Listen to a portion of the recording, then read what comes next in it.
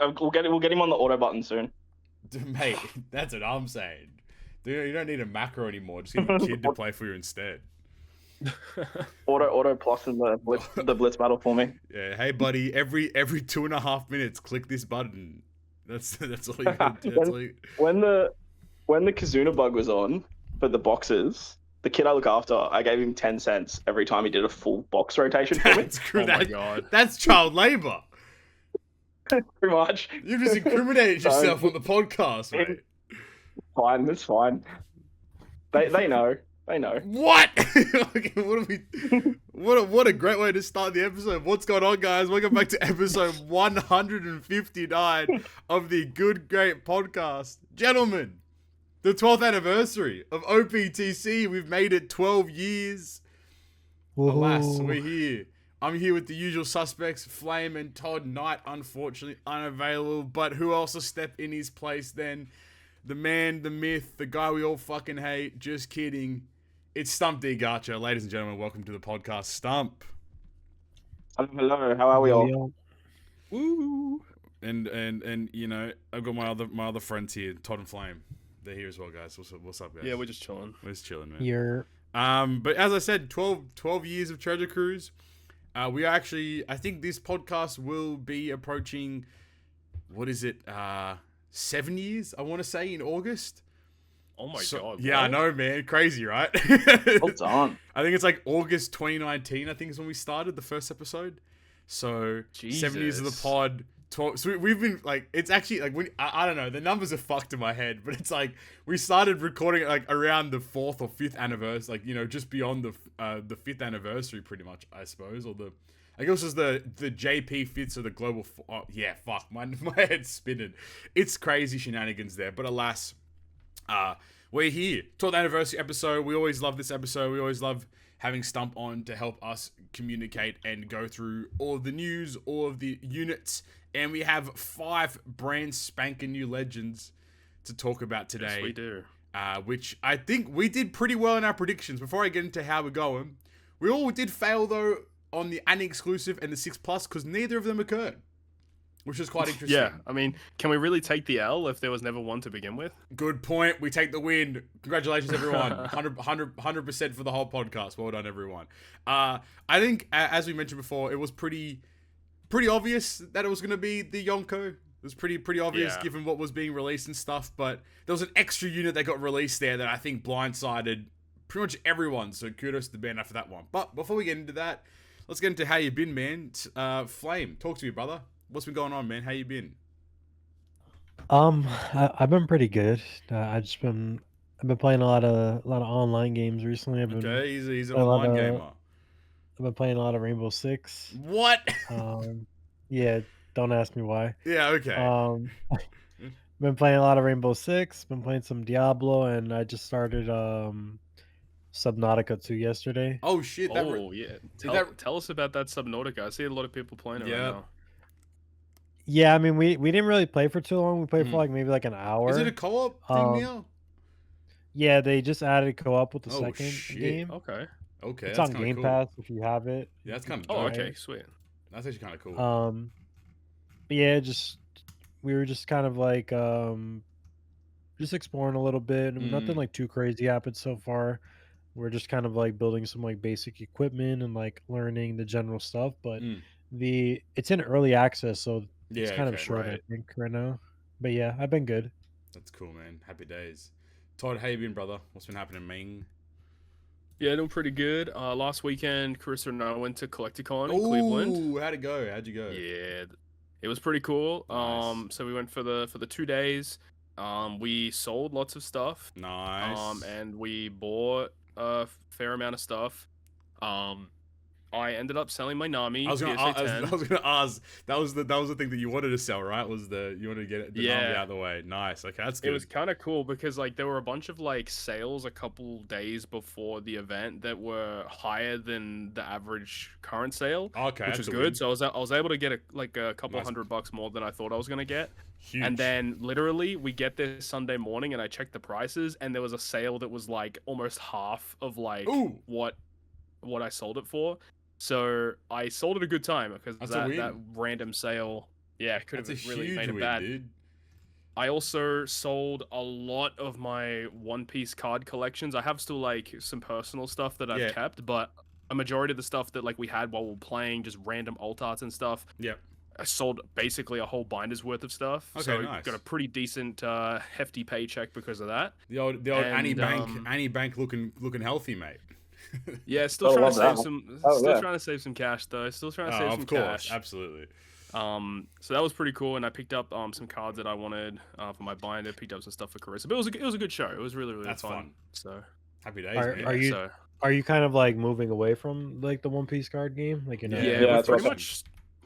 we've pretty much stopped playing at this point, just because like so many people have like jumped into One Piece. It's actually like almost very similar to the Pokemon situation where it's really hard to get product. No.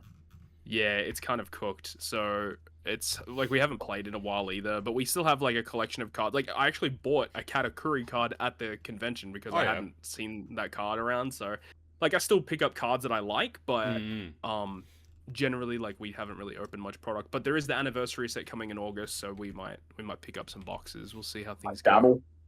Yeah, a little bit of dabbling, but a little bit of fun. Why not? Have a bit of fun, mate. And then also Stump, man. Been a while.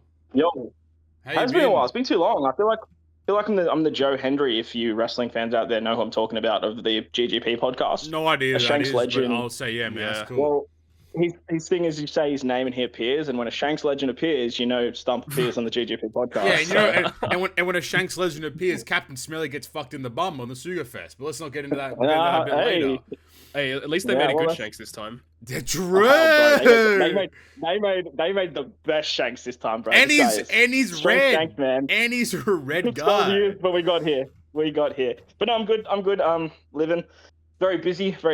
Todd's making bank. I'm spending money on children and wedding coming up in 3 weeks, so that'll be fun. Oh, exciting. Tying the knot.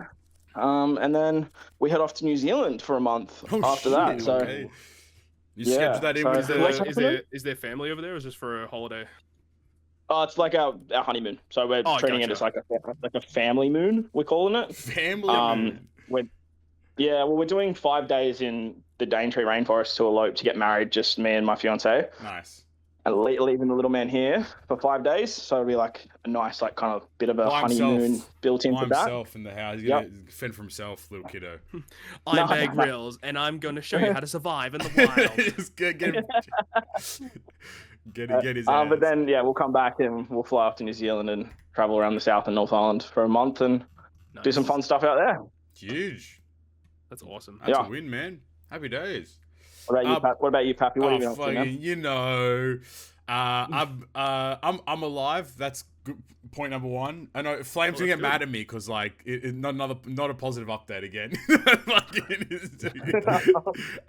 No, it's the team lead has gone on leave for 2 weeks, so they're just like, oh, okay, you can take over everything, and I'm like, huh? Oh no. And he's like, when I mean team lead, I'm like, this is like a very high ranked individual, and he's like, all right, you're in charge now for the next 2 weeks, you call the shots. And I'm like, that's great for experience, but like has too much responsibility, man. Like I can't do it, man. So everyone's like just asking me just questions, and you just have to be across everything at all times and have answers to everything. And I'm like, damn, I am not prepared. This is the next 2 weeks, which is fine. But on the contrary though, pretty sure, as I probably update every episode, I think I'm going to lock in my travel dates this weekend for a trip, and then actually have some fun, start and actually plan that, catch up with my friend hopefully at some point in the next month or so, head down to Melbourne, we'll plan out a bit more of Korea and stuff, which would be good.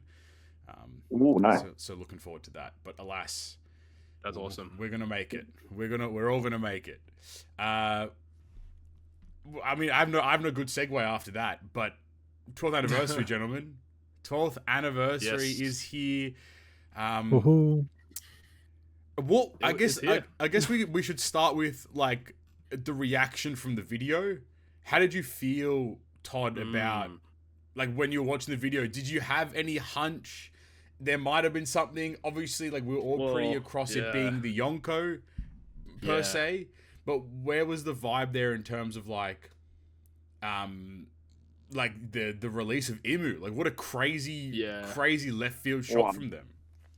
Well, it's kind of funny actually because I streamed a little bit before the reveal and we were talking about it, and I said, it'd be kind of just randomly cool if we got like an Imu silhouette legend. That'd be kind of interesting. And lo and behold, it actually ended up happening.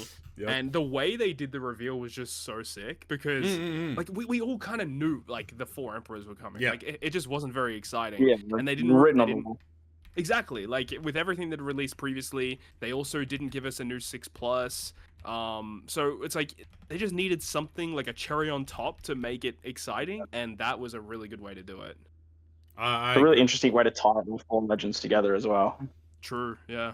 I think the fun part of that video as well was like obviously like the fraying of the screen, it started like glitching out a bit, and it's like even when that was happening, I was like, oh, Vegapunk. That's what my brain went to immediately. Yeah, I was like, they're gonna do some sort of like, and even though like they just released the PKA unit of him like giving the speech about what he was saying on Egghead, I thought in my head I was like, oh, we're gonna get like an Annie exclusive Vegapunk of him like telling the story of like, the world's drowning and like this is what the one, like all this kind of stuff. I thought that was what was gonna happen, and I was so caught off guard.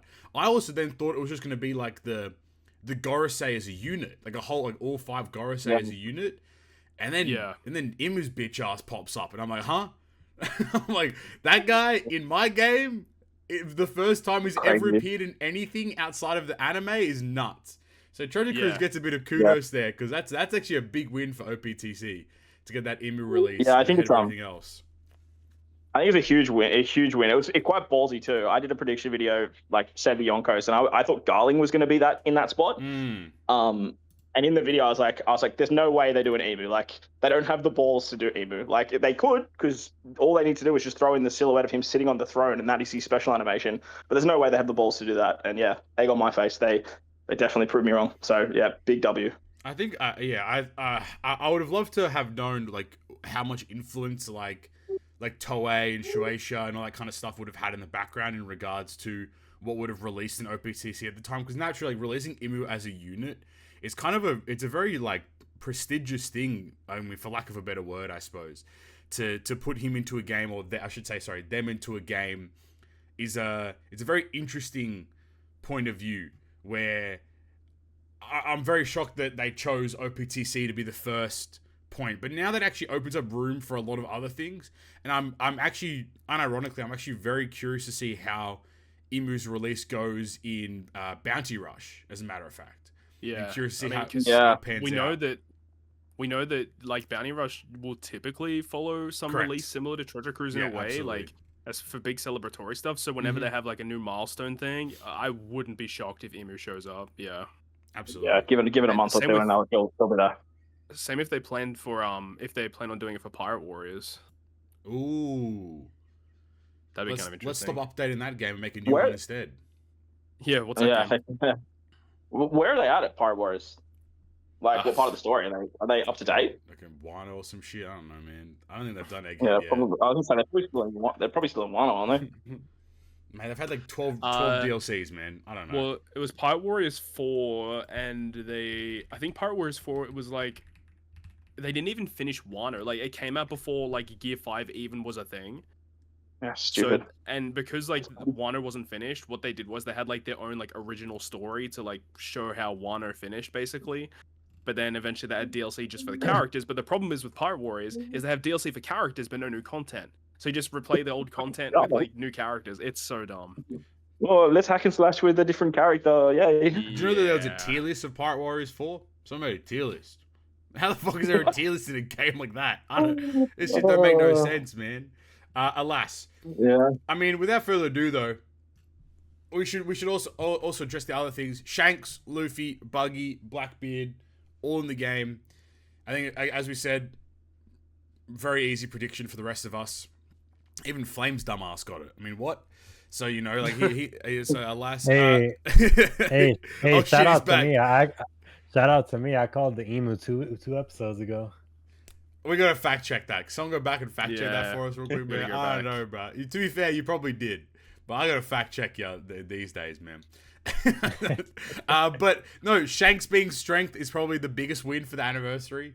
Finally releasing a strength Shanks is a very positive aspect of it. Also, we did get the prediction right of the May 8th release, so shout out to the podcast as well for that one too. Because like, I was kind of shocked at the end of. I hate it. I hate it. Can I kick it real quick? I don't like it. I think that anniversary should release on the anniversary date, plain and simple. Like, I don't think that there's a need to release it earlier to line up with like the weekend, and because it's the weekend, more people have more time to pull and more time to play. No. It should have released. Anniversary is an anniversary for a reason. Like, release it on the anniversary date. But maybe that's me, throwing the toys at the pram. Shout out Finn. So, without further ado, though, gentlemen, where do we want to start? Which we vibing with here? Where do you want to go? I was gonna ask quickly, like, how do you rank them? I know, Todd, you've done a few showcases on the actual characters, but like, how do you rank the units in order from like worst at the moment to the best? Okay, so I have, before today, I had only pulled Emu, Blackbeard, and Shanks, multiple times of Shanks. The Shanks Singer Fest. But it's fine. If you're pulling multiple copies of it, that's the one you want to pull multiple copies of. That is true. Yeah, I'm not mad at that, I guess. But by far, not even close. But I ended up doing a couple more multis today from the Blitz rewards. I ended up getting Luffy finally. Thankfully, so I got to give him a go yet. Nice. But so far, I've given Blackbeard is probably my worst ranking at the moment. Blackbeard fucking stinks. I've had enough. Yeah. let's talk about Mr. Teach. Yeah, let's actually start with Blackbeard there. That's a good point. I think that's the consensus stinker unit. Not stinker. That's probably a bit aggressive. I think he has potential. He doesn't have enough. Oh, Mr. Potential Man. Here we go. Fucking he's the potential guy.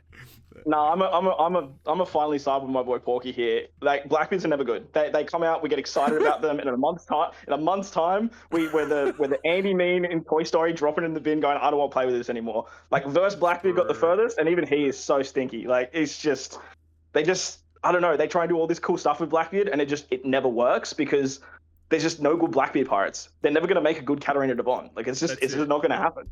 They just need to go back to V1 Blackbeard and just do simple. Cold. Pretty much. Yeah, so all right, I agree. Let's break it down. Todd, run it, man. What's Blackbeard about, sir? Talk to me. So Blackbeard likes to run free spirit characters, but there's no good free spirit Blackbeard units, so there's one. Good start. His special is good, but in order to get... Okay, so some of these legends have really weird specials where you need 2 different territories active at the same time in order to get the big buff. Yep. And, like, it would make sense if you could actually get the buff via their EX Super. Like, if their EX Super gave territory. But then you get territory in the special, but you need to activate another territory before the special. Like, it's just a little... Otherwise, you're going to get half the special. Yeah, It's basically designed to use Emu, because Emu gives you the Terry Crews. The Terry or Crews. running them as Julie. I love that name, by the way. You calling it Terry Crews is so fucking funny. Yeah. Makes or sense. I think what they make them do is, like, if you're running 2 Blackbeards, like, you use one Blackbeard special to get the quick territory, and then use the other Blackbeard to get the extra stuff. That doesn't even work though, right? Because when you activate the first Blackbeard special, you get the shitty color affinity. Oh, true. Yeah. You need the territory to get the good color affinity. Yeah, it's dumb. It's a 3-turn territory. So, like, if you use if you binked it turn 4 to the final stage, and then go from there. Yeah, but in what world are you running double BB, man? Yeah. Words out of my mouth. Like, we're well past the whole double character meta. We ain't no run no back double in Lucy days. Oh yeah. And his freaking super special that says you get damage reduction attack boost based on enemy damage reduction. Like, come on, bro. What are we doing? Like, I love that buff, man. I love that buff. But again, like, it's just that thing of, like, it just never works. It like, when was the last time you used Carrot, Dogstorm, and what's the other one? Cat Viper. Cat Viper, yeah. It just, it's a bit of a shame. So yeah, his big utility thing is, the captain ability utility is dog shit. Special use limit. Come on, man. What were they thinking? Like, at least add, like, a really good utility in the captain to make it worthwhile, but even that doesn't save him. Doesn't he have the same utility as Luffy as well? Yeah. That's fucking... They literally gave it to Luffy. Yeah, they fucked it. I think they fucked it. That must have been an oversight. That must have been something different because that must have been an oversight. Oh, I think they're trying to do the whole like mirroring Blackbeard Luffy thing, where like maybe this time Blackbeard's the free spirit, Luffy's the powerhouse. They're the same sides of they shouldn't even do that shit, man. Just make Luffy the free spirit, dog. Like, what are we doing here in Big 26, man? Alas. Okay, here's another thing we need to talk about. What do we think of super type slots? Oh. I've been mucking around with them. They're strong. They're very strong. Yeah, they're fucking disgusting. There's so many holes with them. Obviously, you need to have like all characters being the same type to get like the massive ability of it. Yeah. But the problem is that the big problem I found with it is you can rotate them. So like if you use the EX of Blackbeard and get a full board of quick super slots, and then you rotate them into regular ones, they go back to being the weaker ones. Like what are we doing here? Like as if the game just doesn't register. Oh, you already have this slot. It's a super slot. Like we just won't rotate it. Like if the enemy rotates it, that's fair enough. But like I feel like if you had like an int character in a team with a super quick slot and you like change slots to matching, like I wouldn't be that mad if an int character changed their super quick to an int. But like if a quick unit has a super quick, it should stay super quick. Like that's just really dumb. I totally agree with you. That was the thing that I identified immediately. I'm like, bro, this is so dumb. So you have to use it like last in your orb change. Yeah. Do you think so very frustrating? Do you think that it raises the value of that damage limit break type now, given that we have super type slots? Or do you think it's still kind of lackluster? Essentially, it's just more damage at the end of the day. Like it's not really bringing anything else. Like I feel like if it was kind of like a Wano slot as well, where like it stopped, like if it was immune to the enemy rotating or something like that, then we'd be talking a little bit better here. But the fact that it's literally just like, oh, here, we're just adding this extra multiplier on top of something, and then also kind of forcing your hand to, in Super Boss, for example, to bring a full quick team with Blackbeard because you really want to maximize the damage output from those orbs. Like, you don't have to, don't get me wrong. But it's kind of changing the way you kind of think when you go to do your team building. So, and then obviously with Duel as well, having that sort of damage breaking cap being quite essential as well. Like, it's just, again, more damage. Oh, we'll get into Duel. Don't you worry about that one. But I think I think the easiest solution for me would have been if the type of the unit matches the type of the slot acts as like a Wano rainbow in that kind of sense, where it's not changeable. I think that's a fair like balance of how that would function.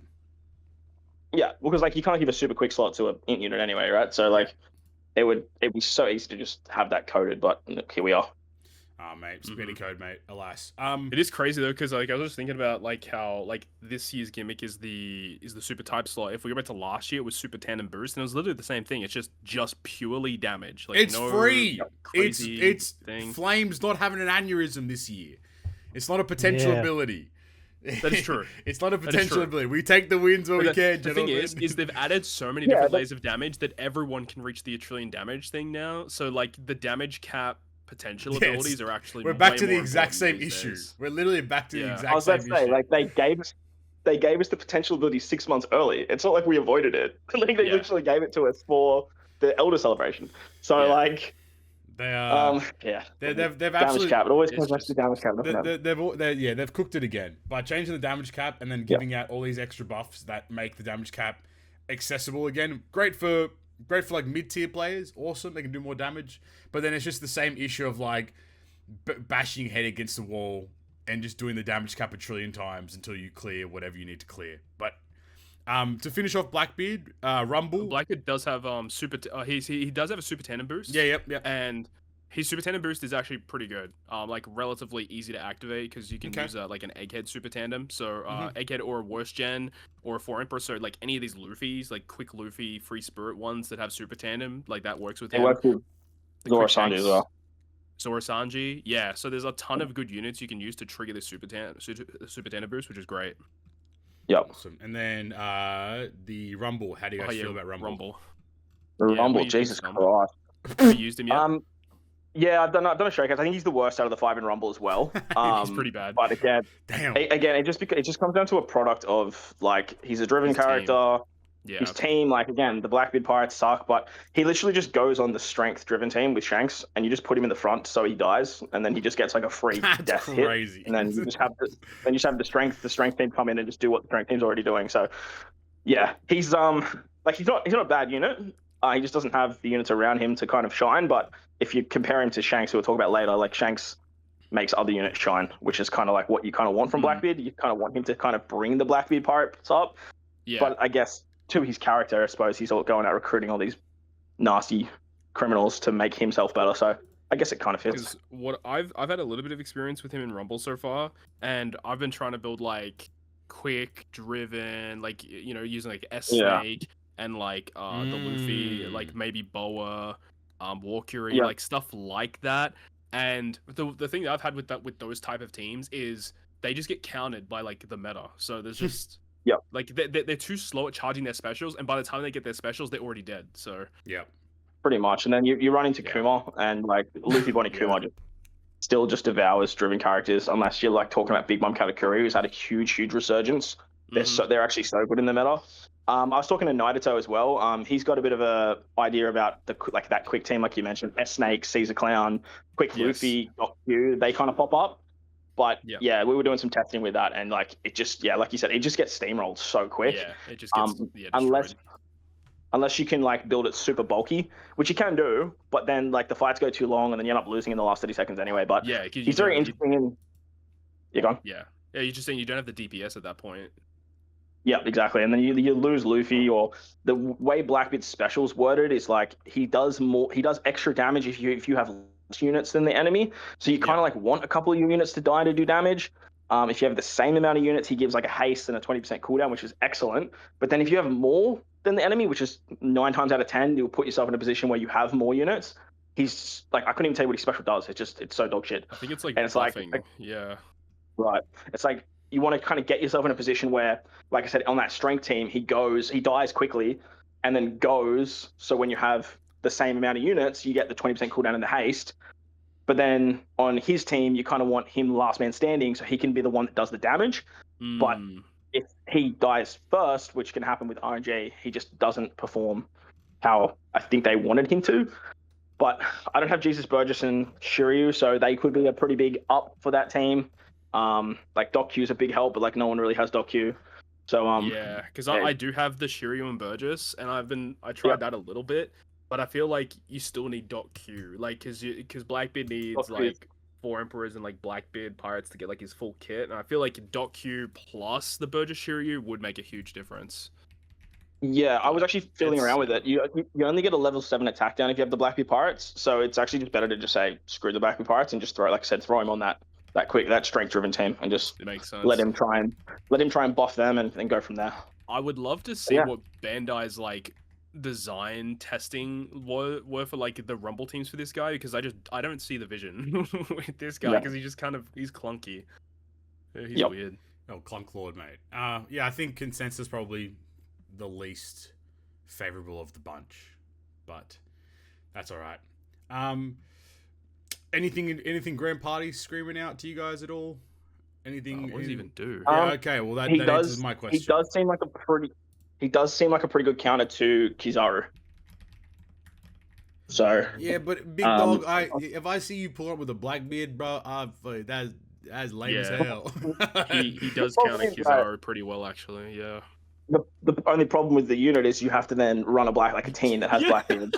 So then, like, you're kind of like, all right, cool, I'm countering Kizaru, but like, how well am I countering Kizaru when I'm literally sacrificing a team? Yep. Great. So, and like, you can do it. Like, that's how a lot of people play. Like, you sacrifice that middle team, try and bait out a few bursts. But with Kizaru, man, like, Kizaru's rocking 4 bursts at like a what? Bro, can we just get one season where Kizaru isn't boosted? It's so wild. No. Last season he was the only option. Unless you're Porky and just use Int Luffy every season. Int Luffy's still good, man. Int Luffy's still good. He's just still rocking it. Still getting his 15 wins. It still works, alas. All right, now that the chud is out of the way, who takes the 4th best unit, or I guess the 2nd worst unit? For number 3 and 4, I don't know, but it's either Luffy or Buggy. I agree. Yeah, this one this one will be a bit contentious because like heaps of people love what Buggy's doing, and I'm a huge fan of Buggy as well. But like Int is just in such a weird spot, and then Luffy, like you said earlier, like he's not free spirit, so like, oh, how does that work? And doesn't Luffy? I mean, I don't know how often you would do it, but doesn't he require like 6 decks? He requires like dex units where all the other ones require classes to get their effects activated or something. Or am I tripping? Let's have a look. I'm pretty sure. I'm pretty sure. Yeah, maybe he needs. I actually couldn't tell you. I think he needs 4 straw hats, doesn't he? Oh, for his special, yeah. I mean, yeah. His captain ability requires 4+ decks to get certain things to activate, whereas all the other characters are like 6 decks. That's fucked. Yeah. If your crew has 6 dex characters and has a territory, then it does the massive attack boost. That's hilarious. But I feel like if you're using it in Super Boss, that's probably not a problem. It just depends on what you need to bring. I don't know. I had Luffy above Buggy initially, but after like seeing what Buggy has access to and what Luffy has access to, I think Luffy's probably sitting at number 4 for me. Let's chat Luffy then. Let's chat Luffy. What's the vibe there with young Luffers? Captain sucks. Good start. I mean, the only good thing about his captain, I like all the cooldown shit. That's cool. Everything else is just like decent damage to matching slots, terrible utility, and unga bunga. That's basically what it is. So yeah, pretty simple. Do you, out of all the Luffys that have released, I mean that's actually a far-fetched question. That's a lot. That's too many Luffys. I take that back. Let's start again. In comparison to recent like legend Luffys, do you think that like you'd be more inclined to use this one or like other ones? As Luffy Bonnie, man. Definitely would not use this guy as a captain anytime soon. So I think it's heinous. Yeah, Luffy Bonnie. Yeah, I think Luffy Bonnie is just like, it's wild. Like I mean, Luffy Bonnie just like Kuma, and Kuma's insane, but you go filter by Dex fighters in your character box and tell me what you come up with.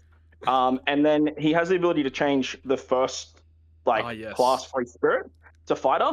Go look at the free spirit characters that are the first class. You got Versora, and that's literally about it. You got Usopp and Dory that can work. I've taken him into the forest, like the Buggy Forest, to try and do some damage stuff. And building that team has been. It's been a journey. It's been a journey. You tell me I can't use Don Chinjiao on the team, mate? No, if you want to, man. You want to. When did he become a straw hat? Morgan's is a Dex fighter. He can't be used, no? Nice. When we get that super sugar of Morgan's. I don't understand why it's just change everyone's first class to fighter. Like it's a 1-turn buff, it's not super OP. Like, why does it have to be specifically? They got so scared after Zanji's release. Oh yeah, they have been so scared to do anything similar for like the last 3 years. It's hilarious to me. It's fair because like the unit is busted. Yeah. Nah, fuck it. It's been long enough. It's been long enough. Run it back. All they got to do though, like you said, Todd, is just make it 1 turn, and that changes so much. Like, if they meant it 1 turn, it's still good. Like, still really good ability. Yeah, because then you just run all your Dex units, and then you can just make them all fighter. Turn them into fighters, and then you're good. Like, that would make this Luffy heaps better. But as for, like, the actual unit itself, I don't think he's, like, terrible. Good ore boost, like, 3 times increased damage taken. Wild. The double stacking conditional boost is actually quite good when you're looking at characters like Usopp Dory, who can give 2 conditional buffs. You can synergize him quite well with some characters, but they're all characters that are have just released, which is like usually the case anyway. But if you kind of you go back to other straw hats that most people have, he just doesn't really have a place that he works quite well. And that quick powerhouse Luffy, I can just see him seeing more play than what this Luffy would do. Yeah, that quick powerhouse Luffy with Blackbeard's a nice combo, to be honest. Yeah. I agree. I mean, I think the special's very powerful. I really do like it. But again, in order to get that massive orb boost, you need to have the Dex and fighter territory present. Yep. Or Terry and that's hard to do. That's hard to do. It's really tough. You got Garp Kobe that can make fighter territory. You got the new Sabo, and that's realistically about it. That's Dex fighter as well. So yeah, he's quite restrictive. Yeah.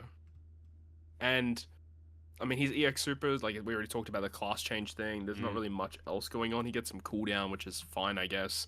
and then he has a final tap. His last tap, yes! Come on, man. Oh god. You're excited? Surely it's good. It's the anniversary unit, excited. Todd. It has to be good, right? It has to. Yeah, totally.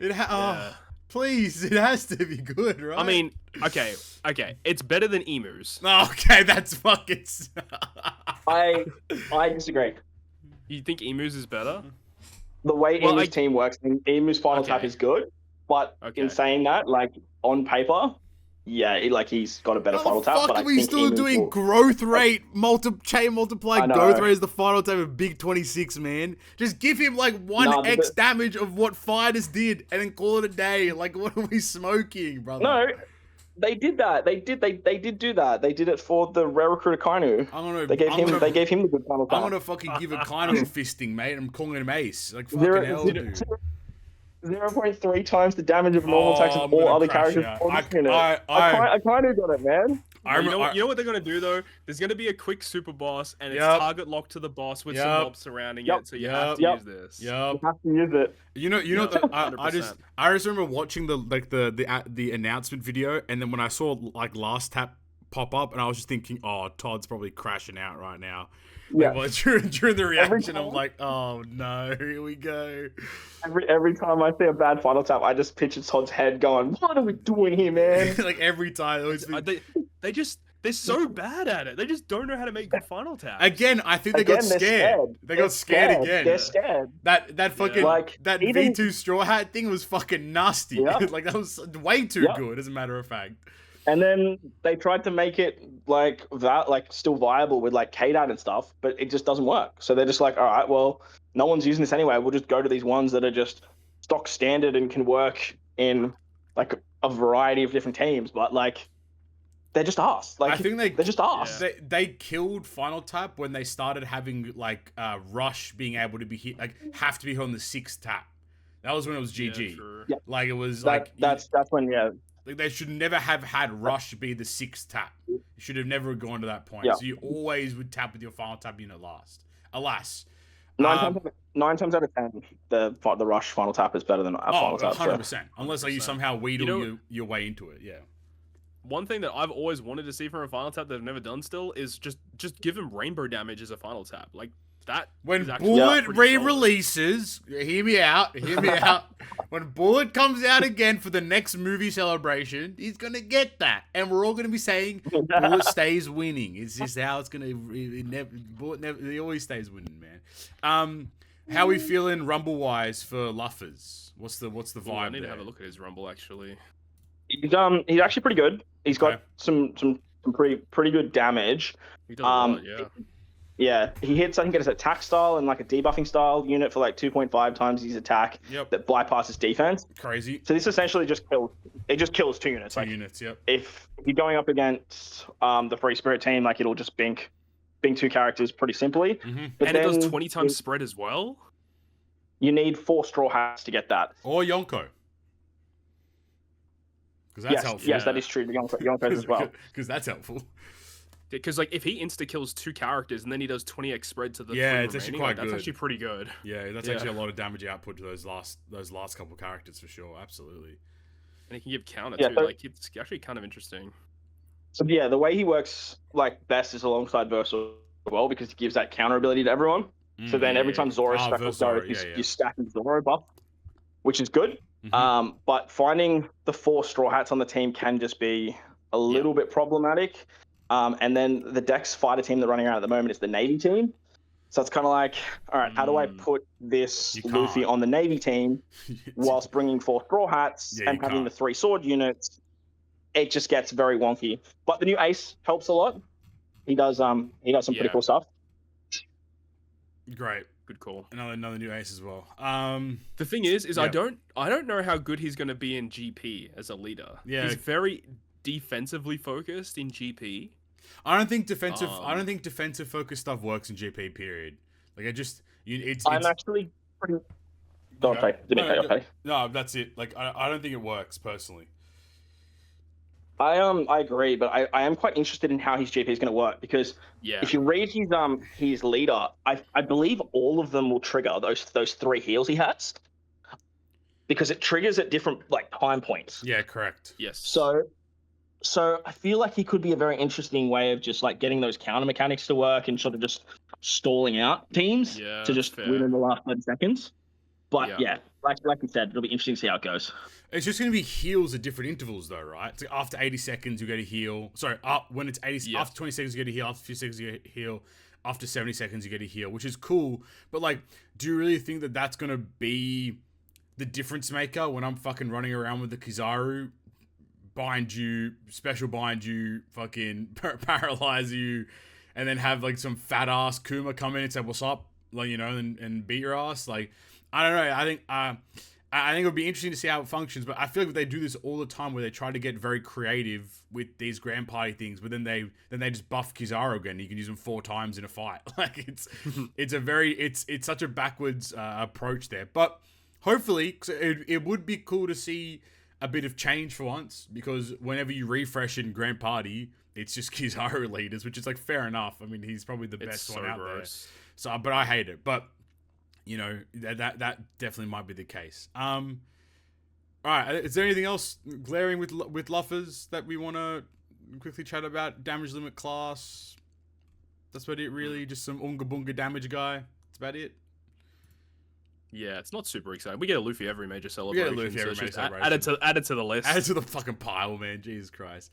And then I guess we jump to Buggy. What is the vibe with buggers? I don't own Mr. Buggy, but on paper, he seems pretty fun.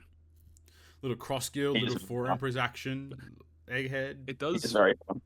It does require some of the other blokes. Cross skill 4 Emperors and egghead. Oh, fellas. I don't know how many ints slasher focus units are of those classes that come to mind. Obviously, you got the Croc and Mihawk. They're Croc and Mihawk, and then you got Verse Shanks. They're pretty much the big 2 that you got to run with this guy. Great. Oh, Verse Shanks. Yeah, that's not a bad call. They're like your only 2 options, realistically, that can sort of see a lot of play with him. So having the Croc Mihawk's super valuable because they work with both Shanks and Buggy, but they're kind of needed for Buggy to do anything. And in slashes are good. Like they've definitely got options, but like their options are so limited that like if it's like, oh, can I replace this unit? No, you can't. Sorry. Oh well, what about this unit? No, you can't replace him either. So he that set target he does is like wild. The attack boost is crazy. But then you start looking at the other int team and you go, all right, well, if I'm running Luffy, Bonnie, Kuma, like what is this Buggy giving me that I don't already have with this other invested team that has more options? Well put. Yeah, okay, I'm just trying to think as well. What if you did some... Okay, hear me out. Here we go. When Bro says hear me out. What if you run like Luffy, Bonnie, but then you use Zoro and Sanji to make everyone slash a free spirit. Shut up, man. And then you use this guy and you have int slashes. Maybe. There's no way you're telling me. I don't hate it. I can't believe it's an option. I can't wait for that to be the meta. I can't wait for the next Super Boss Kazuna to pop up and we're fucking running Buggy Captain with fucking Zoro Sanji. Buggy and Luffy Bonnie. Luffy Bonnie are an emperor, so you've got that working. Oh Jesus Christ, man! It's true. I can't. Zoro Sanji, I love his special. I just think his special is so freaking good. Like that set target status is cracked, and it's probably one of the best buffs in the game. Attack boost. Set target status. It's so good. Yeah, it's a great addition. And side note, I think the utility in the captain's kind of interesting too. I like that. Just basically removing enemies' rainbow shield or just setting it to 0. Yeah, that's kind of neat. Roger Relic Bond. Yeah, right, because they did. Did they do Threshold? Yes. Yeah. So that's a pretty nice little combo there. So, yeah. What does the super special do? Damage reduction, the orb change, and then you can perform super tandem with ints. I mean, that's fine. Nothing crazy. And then his potential ability is super tandem boost. Pretty good. Roger Pirates as well, which is kind of interesting, eh? That's a very interesting point. What main super tandem would you be triggering with this in his team? Roger Relic Bomb. I was gonna say ROG because he has Roger Pirates, yeah. Okay, that makes sense. Yeah, that's pretty strong. Yeah, I think it has potential, but again, it's similar to Blackbeard in a way where I think he needs a little bit more support, a little bit more help to build more teams. have more options. I don't know how much help this blood's gonna get after this anniversary, mate. Like, probably not a lot. That's what I'm saying. Like, that's where I think like the old potential man, it won't function as well as we expect it to, because it doesn't happen. Like, obviously we've seen a lot of situations where a legend releases, they don't get much support, then like 12 months later there's like a bunch of units that release, you're like, oh crap, this actually works really well. But from this perspective here, especially knowing the arc that we're going into and where like that's leading, I don't see like many units releasing that. Maybe Blackbeard might get some support, I don't know, but like I don't see many units releasing that are gonna be like the old cross guild Andes, unless they're just like offshoot like random units that they end up just releasing just for the sake of it. Makes it very challenging to see where things would go. Oh, side note, this whole thing that Bandai like to do with slashes with the whole crit related stuff, it's so cringe. I'm done with crit. If I see one more fucking unit that has the crit tablet, I'm out of tablets, man. I'm sick and fucking tired of this shit, brother. I can't do it anymore, man. This crit tablet, every fucking unit that releases has the crit potential ability. I can't handle it. It's so disgusting. Be creative, man. It's not. That's the issue as well. It's not that good. But literally, I think every rare recruit and every legend has fucking crit potential ability in this goddamn. I wouldn't be as mad if like when a character maxes out their crit, like it is guaranteed to land. If it was guaranteed every time, I agree 100%. If I'm spending 16 goddamn tablets on this ability, I should be critting. Like, that's just what it is, brother. Like, because if they make crit guaranteed, I wouldn't mind them doing these abilities that are based on landing crits, but then characters that have like 70% chance or 80% chance to hit, and then you need these specials that make the crit chance higher, and then you get like, it's just jumping through too many hoops to get like a subpar ability. But like, in terms of crit hit potential ability, the last every goddamn fucking character has it.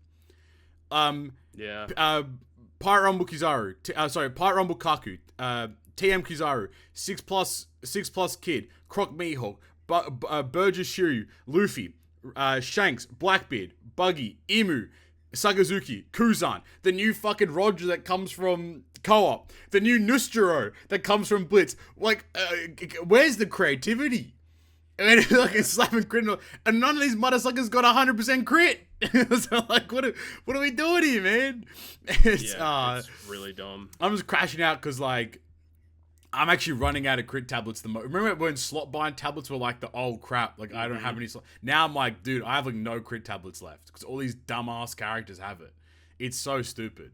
There you go. That's another Captain Papi crash out. What was that? Sorry. At least till slot bind was useful. Like he's got like slot bind is correct. Like, slot bind is so useful. 100%, bro. This crit shit is so dumb. If you're gonna put crit on especially if you're gonna put crit on a legend, it should be 100%. On like a free to play character, yeah, sure, 70-80%, no worries. On a legend, it has to be 100% because especially like bro, you telling me, okay, Imu actually has 100%. That's positive. That's a nice one. I was gonna say if Imu doesn't have 100%, we have a conversation to be had. Yeah, that's weird. Buggy actually has 100%. Right. Maybe we're stupid. Buggy has 100%. Blackbeard has 100%. Just in general, a lot of characters that a lot of the previous legends guaranteed. Alas, anything on Buggy's Rumble Stump? Yeah, Rumble. He's fun. He's a fun guy. He's like obviously no unit's unkillable, but he becomes nigh unkillable. Oh jeez. The synergy he has with that Croc and Mihawk as well, where they put provoke on a unit, it always hits Buggy, and then Buggy just stacks his guards, stacks his defense. When he gets hit, he gives buffs. Yep. He's a really, really fun unit, and then because he's int, he works with Luffy, Bonnie, and Kuma, so you can just throw them two together. Shanks, which we'll get to Shanks at the end, but like Shanks just pops up on literally every single meta team now. You just throw him in the meta because he's cerebral, then you got like Caesar doing defensive drops, damage over time. The team is really, really fun.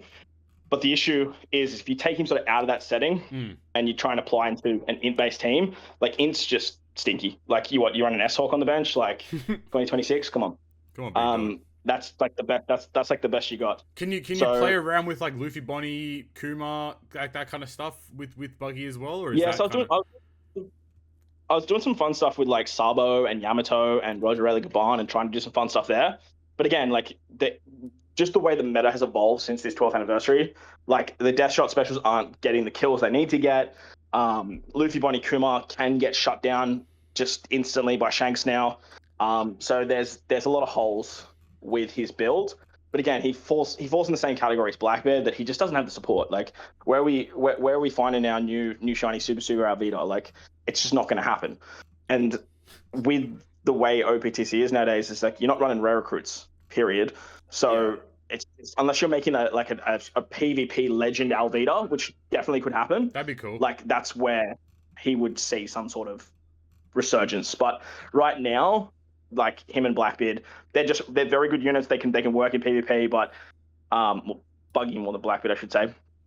They work in PvP, but like they're just better options for the teams they go on, and they don't really thrive in those teams where other units can just come in and just make the team god tier. Well said. Now, but what do you think? Imu or Shanks? Who takes the cake for the best 12th anniversary legend? Damn. I actually don't know who I would put as number one. I like both of these guys a lot. The reason they're 1 and 2 is because they work so well with each other. They do. In a lot of ways. Overall, I'd probably say Emu's better. Whoa! But interesting. If you're bending the knee, PvP, mate.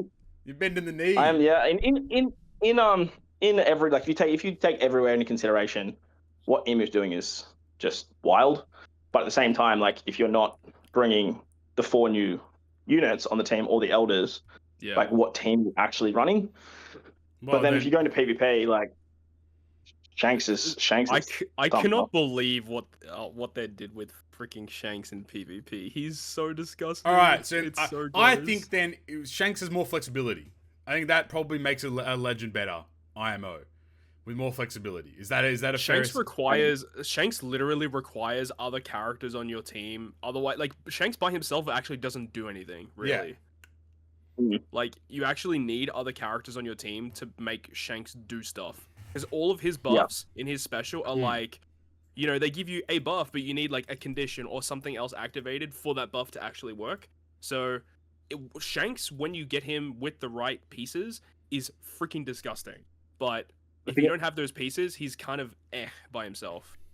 At least in normal content. Yeah, I definitely agree, but there is so many pieces for him to work with. Like, correct. You're right. He doesn't really do much with his special. Like he does that conditional buff, a massive conditional buff. Not doing much, but it's against increased damage taken. He doesn't provide increased damage taken, so you're kind of just stuck there with that a damage buff that's not doing anything. And then he also gives that insane damage reduction conversion buff, which he doesn't give damage reduction for. So you're kind of sitting there like, okay, well, where's the damage? But like when you look at supports, when you look at other units that can give damage reduction, like there's so many options. If you look at characters that give increased damage taken, again, there are so many different options. So if you're missing Luffy, who's like his best buddy for increased damage taken, you can find that elsewhere. If you don't have Yasuo and Beckman for like a 90% damage reduction, you can easily find that elsewhere. Hell, you just run Brook support on a Straw Hat, and all of a sudden you got 60% damage reduction, which Shanks turns into like a 1.8, 1.9 times extra damage boost, which is wild for how niche that ability actually is. I guess in that case, let's continue with Shanks then. What's the general vibe? At least he's got a good utility in his captain. Holy, Rush reverse, baby. Oh, it's so good. So good. Yeah, and he wants to run strength cerebral units or strength or cerebral, and I mean, he just works well with so many good characters that have come out, like Strength Saturn you can use with him. Obviously, it helps that a lot of stuff has given cooldowns and stuff, which helps. Like versus Nushiro, a lot of like Atlas, the Strength Vegapunk that came out recently. There's just so many. Obviously, Ben Beckman and Yasop. That guy obviously is his best friend. Like two peas in a pod. It's so good together. But yeah, as Stump said, there's a lot more flexibility with Shanks. He has a lot more characters that will actually directly work with him compared to like the other guys that are kind of drowning and they need some help. And then his special, as we've touched up on, just can do unspeakable things. Like he is like the perfect super boss character because he's providing all of these damage buffs that you want to see, these damage buffs in super boss to give you those extra layers of damage. But yeah, obviously in Super Boss, it's not a one-man army. Like you have other key pieces to help provide these things. Like you have like the characters that can inflict increased damage taken. You have these damage reduction buffs which are accessible everywhere, and then he also can buff any pre-existing attack boost on your team with a 1.2 multiplier, which is again just extra damage that you wouldn't have had otherwise. And then reducing defense to 0 through immunity with the EX super, like that's ridiculous. Finally, they finally did it for Shanks. If you go back and look at how many Shankses that have set defense to 0 but doesn't go through full immunity, it's crazy. And now finally they're just like, all right, we'll just give him it because every other Shanks has it, and we'll just make him the better of all of them. So that's like so good that he has that, because like that's basically like another free utility piece. Like if the enemy has increased defense, you just pop that and you just get around it. Like it's just so nice. They definitely took their time in making Shanks a much better unit compared to the rest of them. Like this guy's so much goddamn A team was on this one. Bro, the D team was on Blackbeard, mate. No, the D team was on Buggy, Blackbeard, and Luffy. They had to like share the D team, and then they took the A team, like, here's Emu, here's Shanks. You guys go work on them, and come. We'll see what the other team's up to. And it's just like that three-headed dragon, but they're all the wonky one. Oh yeah. the same intern that leaked Roger, mate, fucking made Blackbeard. I'll tell you how much for free. And then like just continuing on with the unit. Oh, he's super tandem too. Super tandem, crazy. Yeah. Oh yeah. You got a lot of accessible units that can trigger it. You got a fucking laundry list, mate. Fucking hell, there's so many units here. It's a Oot is there. Like, what's up? Yeah, let's go. I mean, and the fact that you can run cerebral units, you can use like the cerebral Ootas are very good with this. So. Dude, and he boosts the attack of the last tap, so you can use final tap Luffy, dude. Yes. Yeah, I saw that and I kind of cringed a little bit. It's not bad though, because you still get the 3x bonus. 3x bonus is fucking crazy. Yeah. Though. 3x bonus is so much damage. 3x tandem's amazing, and then of course you got a whole laundry list of characters that have super tandem boost. When an egghead character or a 4 emperor uses a super every tandem, legend the last like 6 months pretty much has it. Yeah, like, so not only do they make Shanks the best, they gave him the best potential ability out of the 3 as well. Like, yep. Yeah, this guy's. No, we can't be glazing Shanks this hard, man. It doesn't feel good. Stump's gonna be smart. I don't like doing it when Stump's here. But, hey, me too. I fucking hate it. Stump, like, fuck Shanks Stump, is like, brother. this Shanks is so good. Fuck Stump. All right, talk to me about Rumble. Rumble, he's the best PP unit in the game. Oh shit! Okay. Yeah, he is gross. Yeah, talk to me, Stump. Talk to me. Speak words to me, Stumpy. Speak words to me. He buffs strength, cerebral, flashes, and 4 emperors. That's too many. And the amount of units you can throw on those teams, and then because he's a free spirit cerebral, which is right now probably arguably the 2 best classes in the game, everything works with this guy. And as I spoke about with Blackbeard, like you just throw him on Blackbeard's team, Blackbeard's buffing him, he's buffing Blackbeard, and then the rest of the team you just build around Shanks and you're good to go. You have Buggy, who's a slasher, so you're getting Buggy's buffing Shanks because he's a Yonko, and then you're buffing the slasher combination there. Luffy, Bonnie, Kuma all work with Shanks.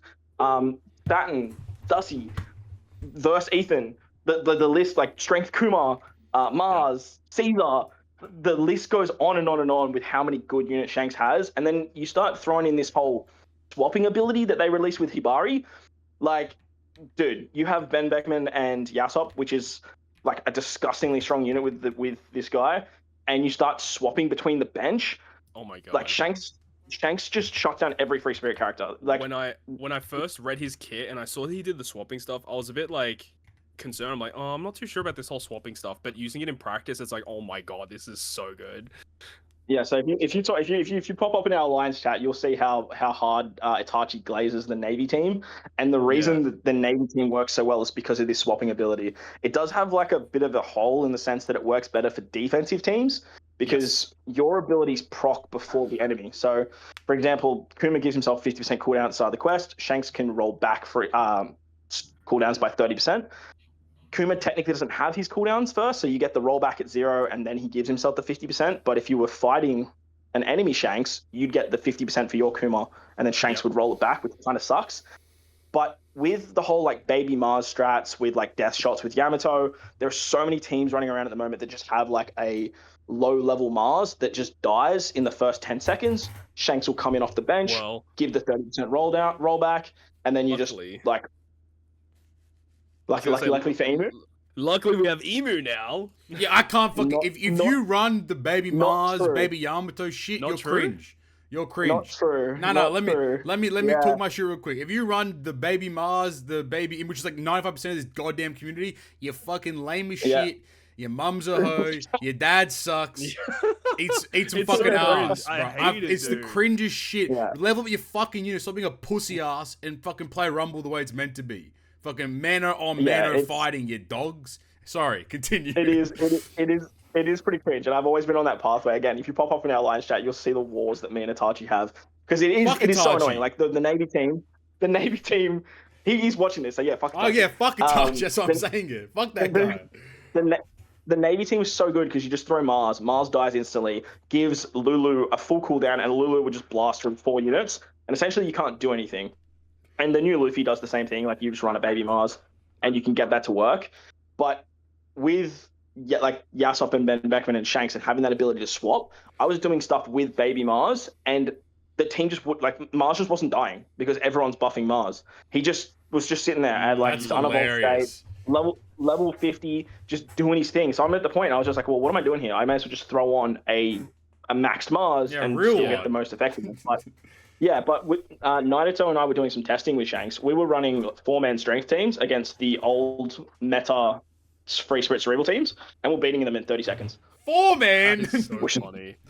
4-man, yeah. I hate this game. We've done all this talking, but we haven't even talked about what his special does. Yeah, what the fuck does this guy do in Rumble? He does a lot of damage to Free Spirit characters. A lot of damage. But even if you're not versing Free Spirit, even if you're not versing Free Spirit characters, he still does a whole heap of damage, like a massive amount of damage. He has that 30% rollback when he comes in with his ability. He has an ability for up to 5 times when you hit, when he attacks, he rolls back Free Spirit characters by 20%. So just by him attacking, he's rolling back Free Spirit characters and stopping characters from doing literally anything. So Kuma and Luffy Bonnie just cannot go in the first 20 seconds like they used to. Shanks just immediately stops that. He has an ability if he gets a kill up to 5 times, he gives himself 30% cooldowns, and 9 times out of 10, he's killing 2 or 3 units. So essentially, he board wipes, gets 30% cooldown, 30% cooldown.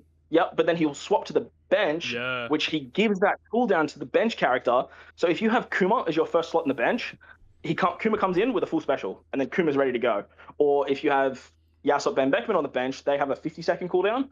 They come in with their 50%, they get the extra 25 seconds, they use their special, they swap back to Shanks. Shanks is ready to go again. It's wild how fast the strength team moves now.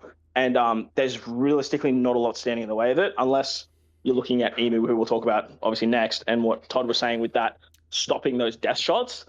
But yeah, Shanks is something else. He just like, it's so many times, like just through testing him, like they have a full team, Shanks launches literally 5 kills. It's just against Free Spirit, it is just a whitewash. I can't believe we're glazing Shanks, man. I can't believe it's come. I told you, man. When they release the strength Shanks, man, 12 goddamn years this goddamn game. Stump finally gets his fucking flowers, brother. It's crazy, dude. Flame taking notes mate. You got the Rumble team sorted for that one? You understand? I'm locked. Dude, Stump was talking. I wasn't listening. I'll ask him later. That's fine by me. Okay. That guy was yapping, but it's true. It's fucked. This unit is so cooked. Genuinely, this unit is fried as. I think the big issue with him though is that like he obviously wants to have an extra redhead pirate on the team. Right. And besides Ben Beckman and Yasop, there's realistically only one that you can run, which is an old school treasure map rare recruit. Yeah, man. Chud ass Beckman, brother. Yeah, it's like a 20 cost Ben Beckman that they just randomly gave tags to, because we'll go back and give tags to these irrelevant treasure map boosters, but not give them to actual characters in the game. Yeah. So you can still make him function if you don't have Yasop and Beckman, but yeah, Yasop and Ben Beckman's like value because of how good Shanks is it's insane. Like it's wild what he's doing. But he makes Kuma stronger. Well, I don't have him, mate. So what do I do? Yeah. But like, look at your Assault Rumble scores, mate. You're still cooking. Yeah, mate. Fucking fuck that fucking Tamara crew bullshit ass, man. They're gonna make better units. No, I'm joking. It's actually ridiculous how much damage he does. Like it's actually ridiculous. Yeah, and then his synergy with Emu as well, because Emu's strength as well, just pushes him over the edge even more. And him sort of keeping Emu alive, or Emu keeping him alive as well, it's a match. Oh god, it's such a good combination. Such a good combination.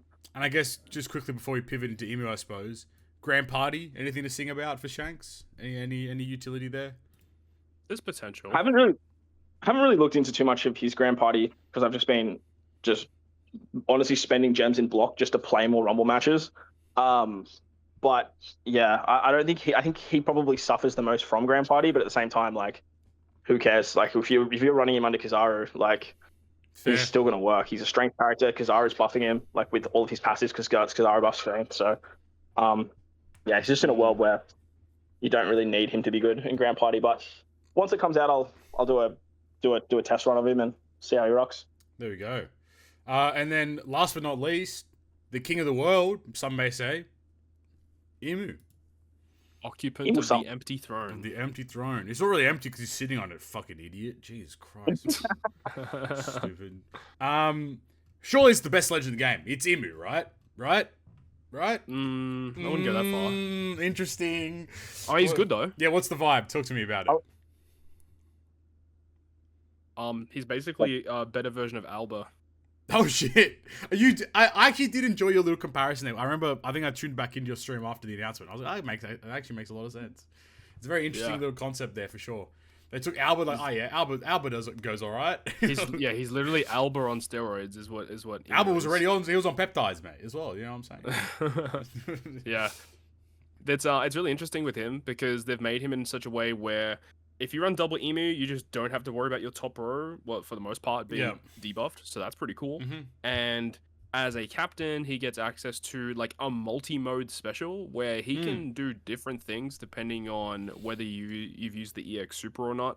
So I kind of like that. So you can deal with Special Bind or cooldown, or you can deal with paralysis or burn depending on the situation. You get different offensive buffs depending on what kind of special you have. He also removes all enemy positive buffs with the special as a captain, so that's really interesting. I've always liked that kind of effect, so being able to just remove like one turn of nullification if they have it, or a barrier, you can just kind of ignore it, which is pretty sick. He also gives Terry Crews for 3 turns, which is nice. This is the first time we've seen this Terry Crews Crew in the game. Do you want to explain real quick what the function is there? Like how does it actually work? More damage, take less damage. There you go. Easy money. He also has a very special captain ability. What would that be? Oh, no.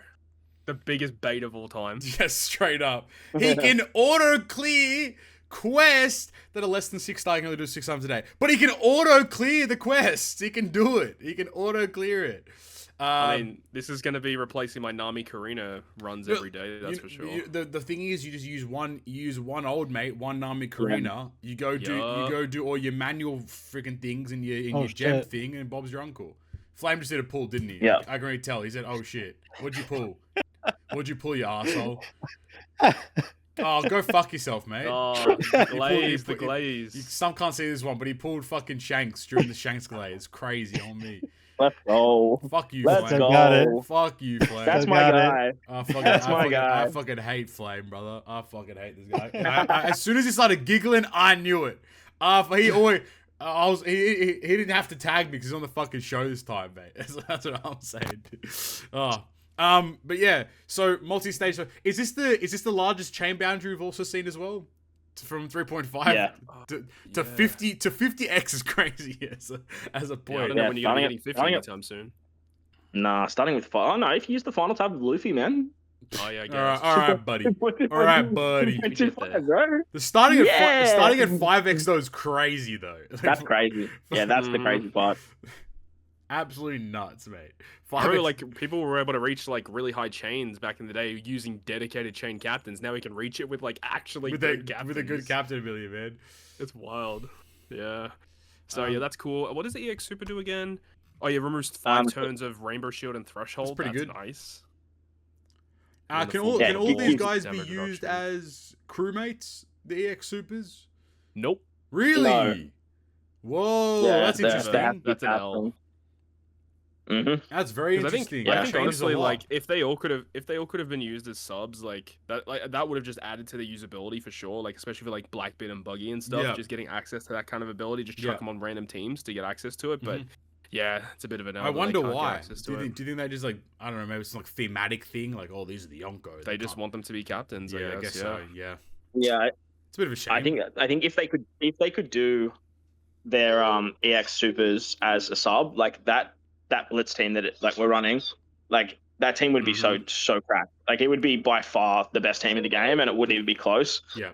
Put the like that Elder team that first came out, it would put that team to shame. Yeah. Because what this team does already without those EXs is pretty damn scary. And could you imagine if Shanks could reduce defense to 0 with that free EX? Oh my god. Yeah, and then you're running 2 emus, so you're getting 10 turns of damage reduction threshold, the extra 1 turn of anything, so now you're at 12 turns. The one thing I don't like about emu captain or that key special thing is that you have to use his EX to get that second part of his special. Yeah. In the past, it was always like if you use the special, or still is, use the special, it sets it to 1. And because of the way like the team obviously operates, obviously with the team that gives Umu back his cooldowns, it's not that big of a problem. But unless you're running the Elders team, like or the new team, you're not going to really be getting that EX ability off. I guess you could maybe do some stuff if you're running like maybe Mars and Sat on like a strength team, or Nujiro and Saturn or Mars as well.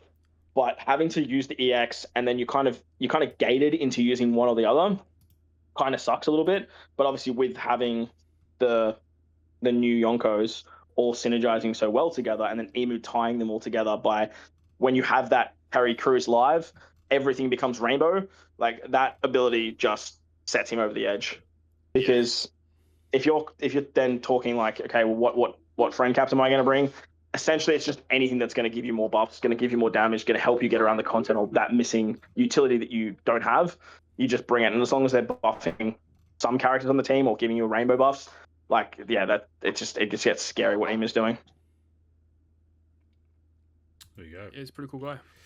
Yeah, I'm kind of shocked. Where would you have him though? Like I know everyone hesitated as best legend in the game. No, but like not. where would you put him then? Like top 3, top 5? Like where are we talking? I mean, I guess the first question is who's the best legend in the game still? Kuma. That was going to be my follow-up legend. My follow-up question. Because I think Kuma's the best legend Kuma? still. Yeah. Kuma's disgusting. I agree. Kuma's the best I think legend. Kuma's still the best legend. There you go. Yeah. Is it better than Zoro Sanji? Is Emu better than Zoro Sanji? Legend? Yeah, is Emu better than Zoro Sanji? I don't think so. I think what Zoro Sanji provide is fucking disgusting still to this day. Like, it's actually revolting. I think Luffy Bonnie is better than Zoro Sanji. Hey! Yeah. Bonnie's pretty good. I think I said it a couple months ago now. Zoro Sanji's fallen off, and Happy and I both had this hunch. We have a big hunch that they're getting a Super Evolution this celebration.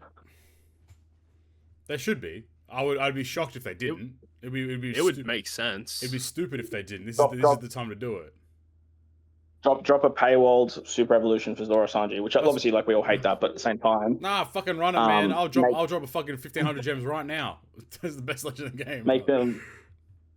Yeah, and then like, you can do that. Yeah, then is because I don't know, I'm struggling with this actually. This okay, is so tough. Kuma's one. Is Emu better than 10th Annie Ace? That's a tough one. That's a great question, actually. The only reason I pause on saying Emu is the best legend in the game is because if you take him outside of the Elders team and you take him outside of the Yonko team, yep, how does he work? How does he operate? Like, how does he do the things he wants to do?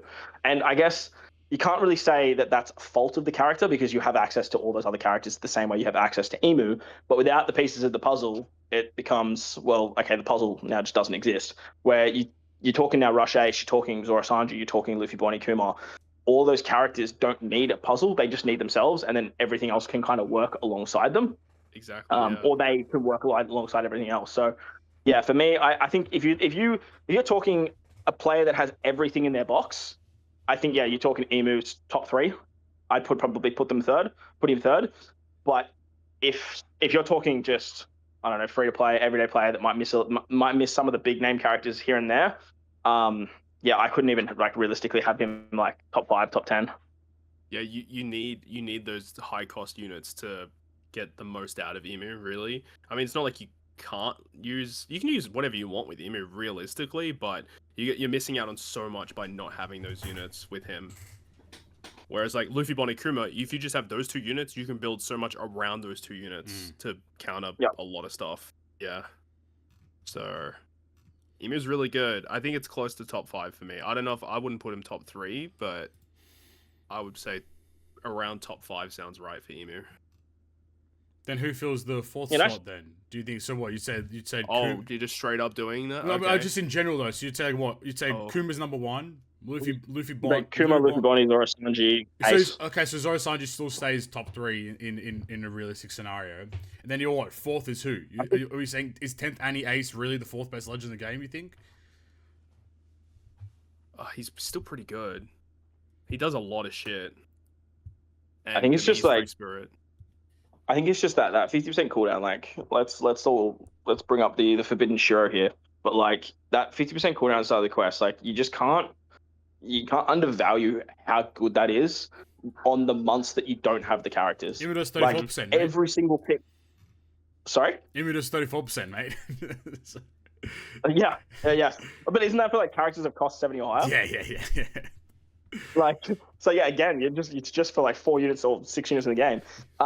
But yeah, like that ability to help you play the game successfully on the months where you shouldn't be spending, like that holds so much value. Like you look at Nami Karina, for example, again, so much value because every single treasure map you're missing the new character. You just run hybrid Nami Karina with that unit because Nami Karina is still buffing them. Like, yeah, so, Nami Karina would be close to top 5 for me still, to be honest. Yeah, wow. I like. Yeah. Like obviously they're not good for high damage content, but they're literally good for like every other piece of content in the game. Yeah. I guess it's like how you just like value a legend. I think for me, a legend is like flexibility, like the ability to use them across many things, and then the fact like I think I like the analogy of like it's pieces to a puzzle, but like a good legend like can fit into any puzzle like at any moment at any given time. Which you know what's a side like a random like left field pick that I think is also like close to top 5 worthy is Strength Saturn. Oh, interesting. Talk on it. He's a beast. He's so good. His special is so good, and we have so many units that can utilize him on a team, whether it be because he's a strength unit or because he's also cerebral. So I think just his classes, typing, and the special, and there's been so many pieces of content where his special is so good for it because of like he runs like 10 turns of paralysis and attack down, and he gives you chain boundary, and he inflicts increased damage taken. Like he just does so much stuff, and he has an EX super that can trigger through Luffy, Bonnie, Kuma as well, through Kuma's effect as well. So he's got good synergy with like some of the top units in the game. So I think that he's a scientist. Yeah, that too. Yeah, that's a nice little. Yeah, that Luffy, Bonnie, Kuma team, and it's something that I was going to bring up with both Buggy and Shanks. They're great characters. And again, you put them on that Emu team, they work wonderfully. But when you start comparing them to what we already have, it's like, okay, well, if I'm running a strength team with Shanks, is it going to do better than what that Vegapunk team was doing with Luffy, Bonnie, Kuma?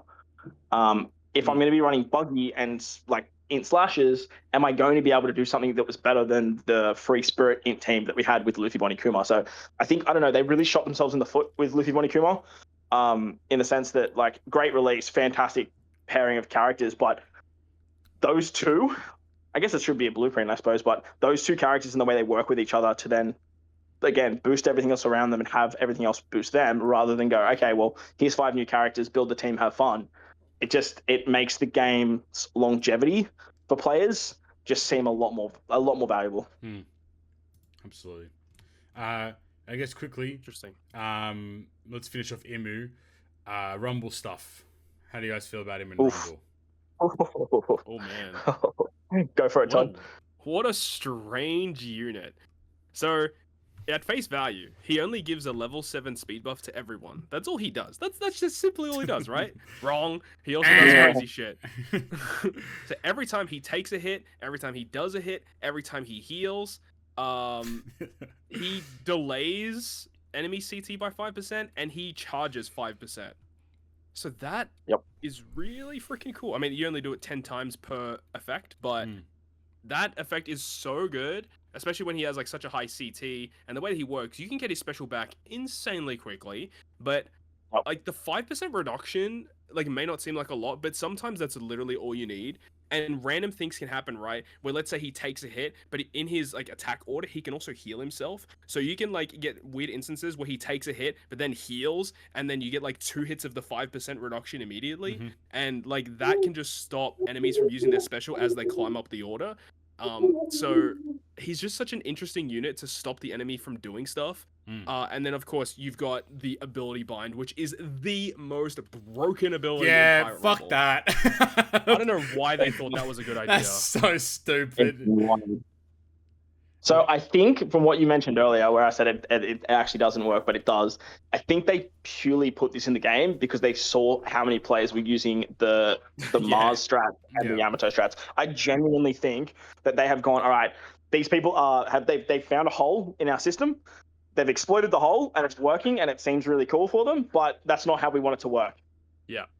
So they've gone, hey, first 15 seconds, 100% chance to action bind characters with the lowest HP, which is always going to be those units because they are the lowest HP. And then Emu hits them for 5,000 damage, which 99% of the time will kill that unit, ability bind them, and then stop the death shot. However, it's funny how it specifically targets 2 characters too, which is funny. Yeah. However, you can still get around this. The problem is what they didn't think about is the 5,000 damage isn't enough to kill Mars on certain teams. So you can't use a baby Mars anymore, but you can still evolve Mars and get him above a 5,000 HP limit. So therefore, he just survived after 15 seconds. Oh, fuck off. No, if you're doing that shit, you're a fucking neek. Get out of my fucking game. Yeah. You're a fucking you can neek. still... You can Although still the ability bind is for 15 seconds, so there is still chance for you to still get a knockout on them. But you're right. Yeah, there's been multiple fights though where I've had the ability bind and it hasn't worked, especially on like the Navy team because they have S-Shark, and S-Shark's new buffs, he gives himself the target ability, so then he's protecting Mars for that 15 seconds.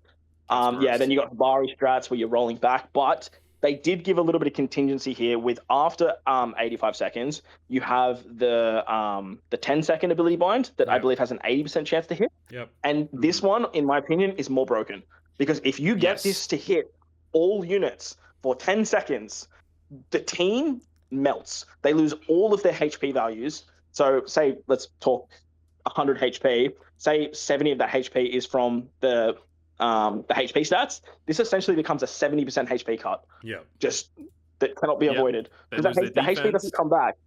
Defense, everything. Right. And then the HP doesn't come back. Yeah, so they get all their HP back. They get that 70 back, but they don't heal the 70 back. They just go back to max HP, but they don't actually get the... That's interesting, yeah, actually. So then, good point. If you're going up against an enemy Shanks, for example, or an enemy Habari that gives you the 30% rollback for Emu, you're not getting that first part of the special where in the first 15 seconds, because you get the 100% cooldown with another world government or Navy character, whatever it is, and then you go to the 70%, so you're getting this second ability off, which, like I said, in turn, can be more broken than the first one. So, yeah, Emu's crazy, but the weird thing about running Emu is if you run into another Emu and you just start attacking each other, you just see your CT go up, down, up, down, up, down. Oh, that's so gross.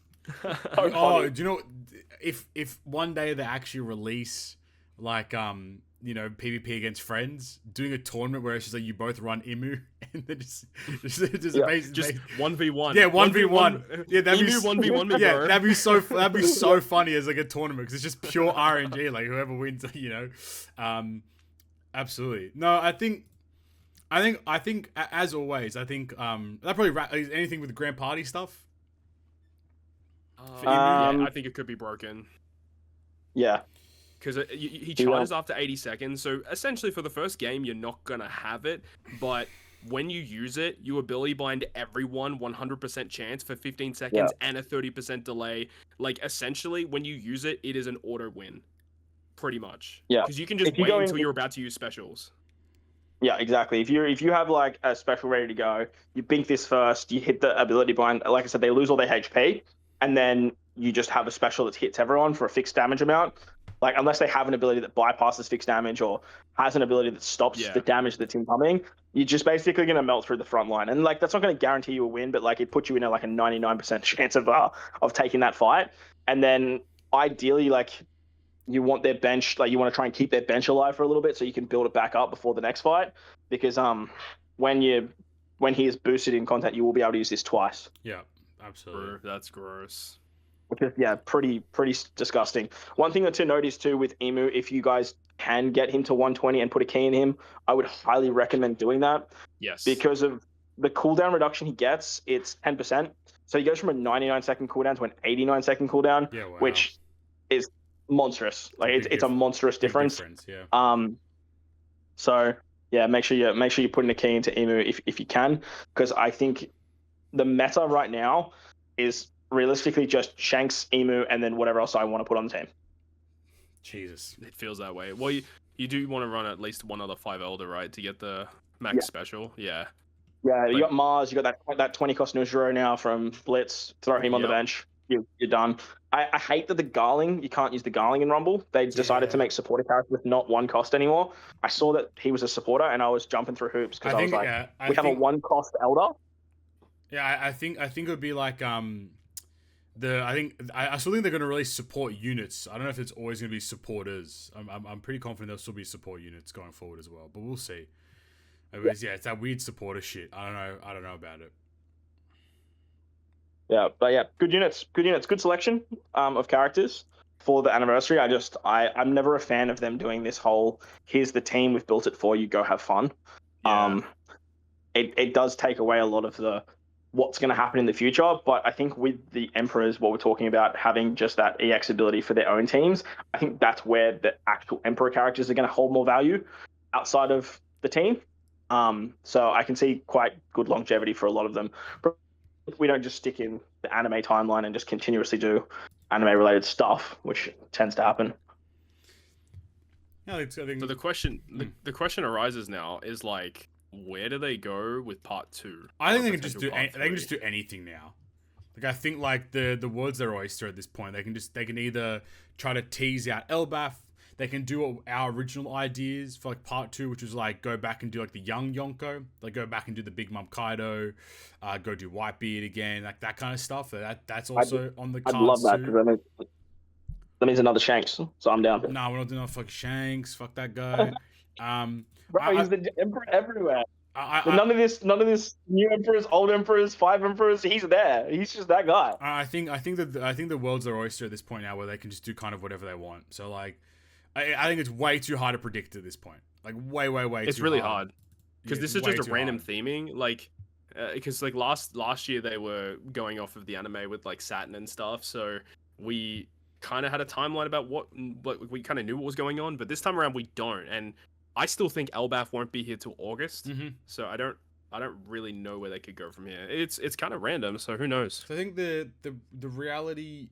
the reality is, like, even if, like, you know, because, like, even like, all the rare recruits that they release, mind you, fuck that, 4 rare recruits and 2 supporters is fucking ridiculous. Yeah, but insane. You know, that's a point for a different day. They've already. Like, I was in the same boat, but I seem to like, they seem to have pretty good pull rates.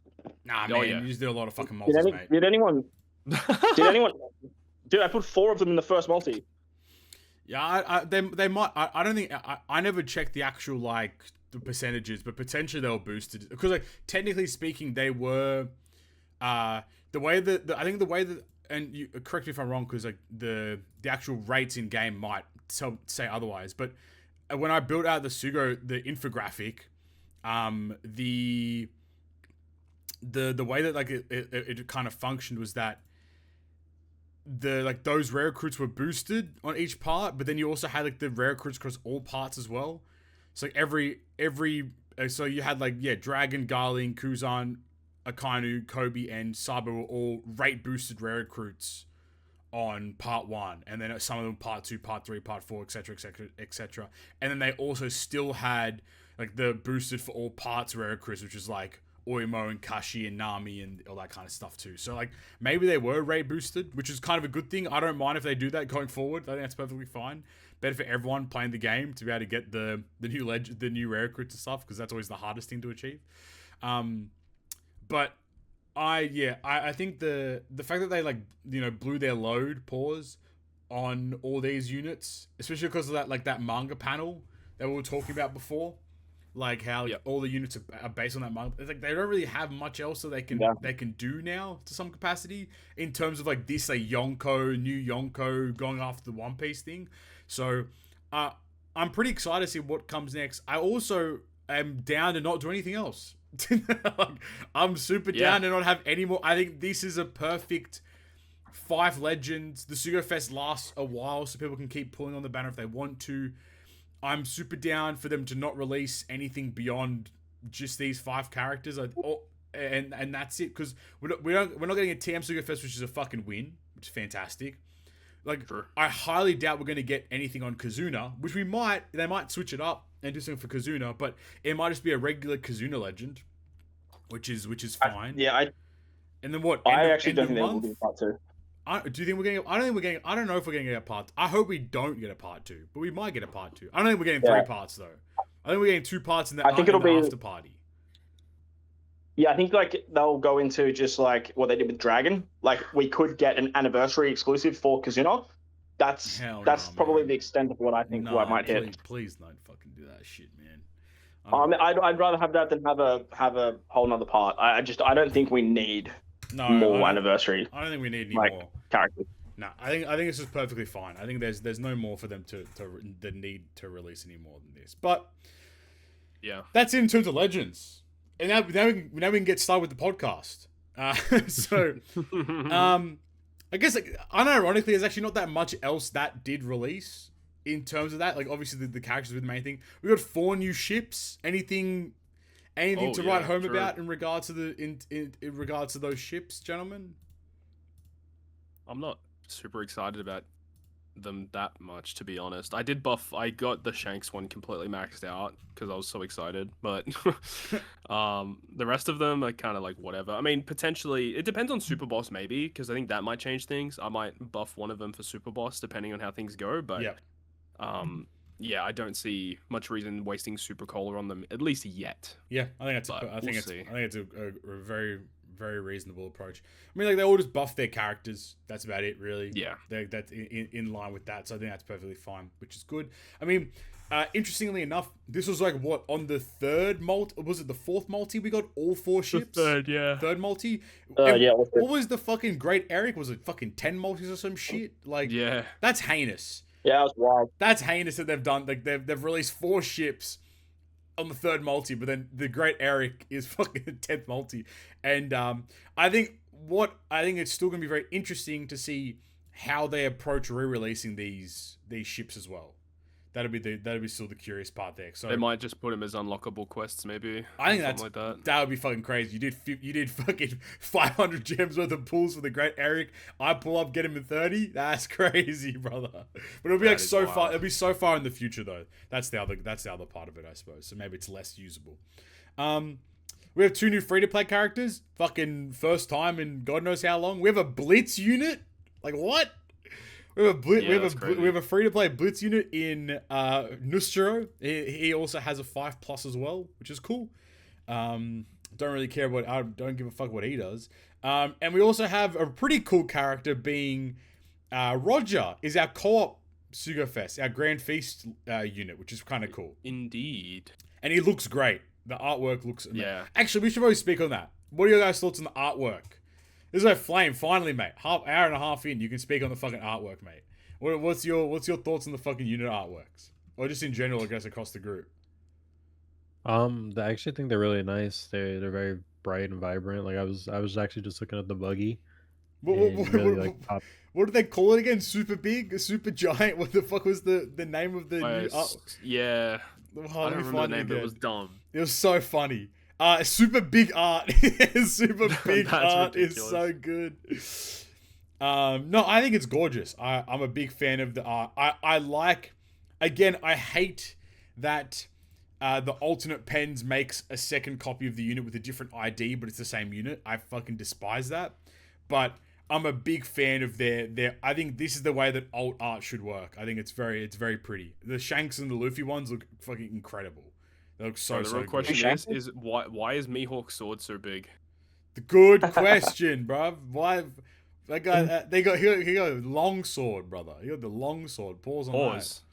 Hard pause on that one real quick. But yeah, two free to play units, which is pretty awesome. You know, we can add more there, which is always fun. That's it for units. I guess the last thing in terms of, I mean, was there anything else in terms of anniversary wise? I'm just trying to have a think. I don't think anything. There's a bunch of campaigns. There's the voyage log thing. Yeah, voyage log thing that they released. That was kind of interesting. Then they had to patch it day one because for whatever fucking reason. And that's it in terms of that. We have a bunch of campaigns ongoing. There's a lot. It's kind of overwhelming, but probably good for once. A lot of content, man, at one time. A lot of content. I was not a fan of them having Rumble and then having this and then that. It's too much stuff. It's too much stuff going on at the same time. But the last thing is the new game mode, Duel. Yes. Oh, here we go. Yeah. I can give a quick breakdown of this one. Finally, I can be useful. I think it's really good. Okay, buddy. Okay, buddy. It's a really good dumbass. So, essentially, the way that it functions is that it costs 60 stamina to play. It is a mano-on-mano fight. It's a 1v1, essentially. And the way that it functions is that you take turns. So it's a randomized thing. So either you go turn one or you go first or second, and then in your turn you have the choice to pop specials, not do anything, and all that kind of stuff. So there's a bit of a strategic, like rock paper scissors approach.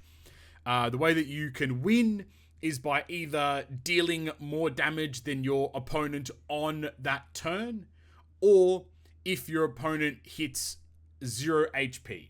That's kind of the very high level of victory. Now, there's a lot of depth in terms of strategy and team building, whether you want to go first or second.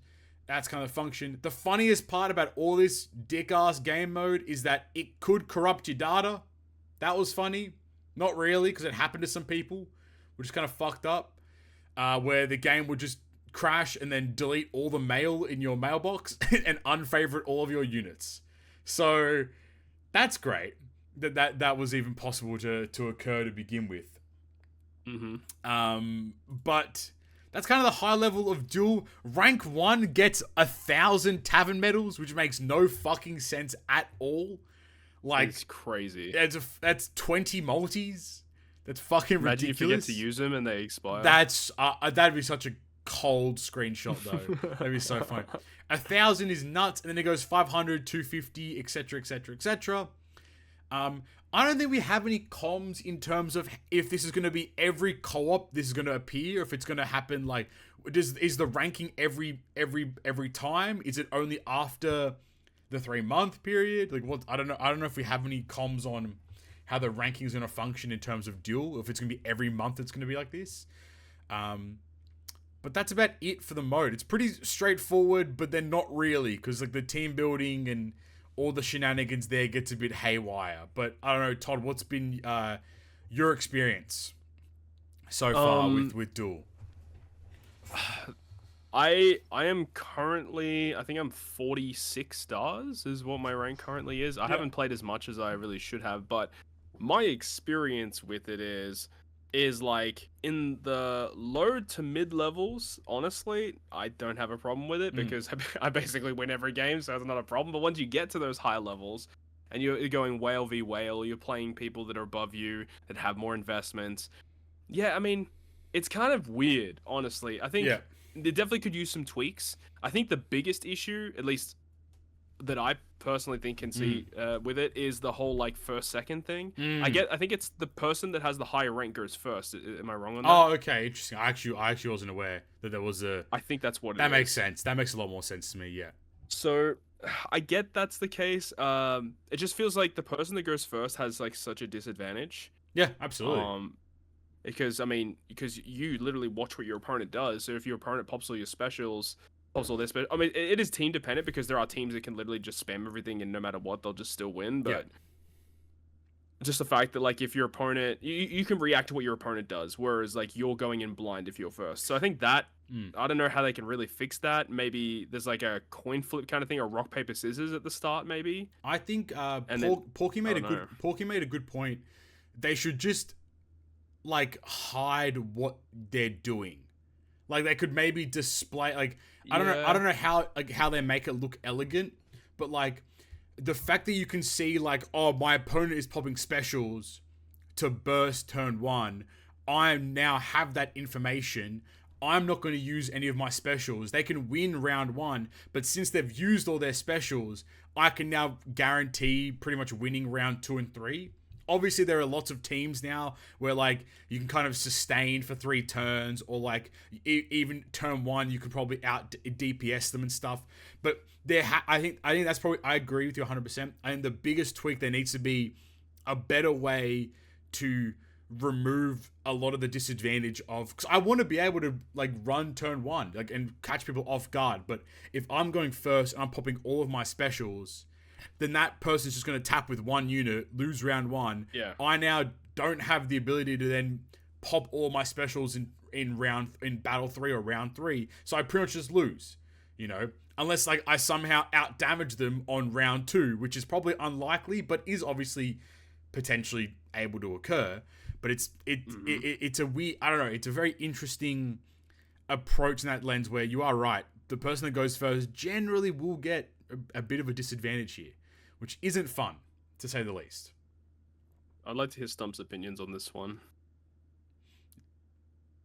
I like it. I think it's a good game mode. 10 out of 10.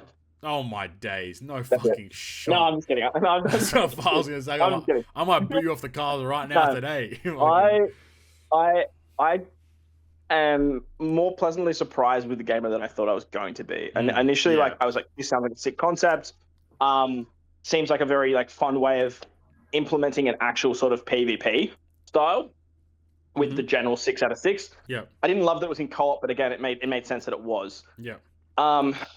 Big upside is that it basically replaces all of the co-op stuff. Like I don't know about you guys, but co-op maybe. I was gonna get into that. We talked about it before you jumped into the call. Yeah, Papi mentioned that. Yeah, I was like saying to Todd, I was driving home on Friday and I was like, oh, Duel they literally killed their own game mode.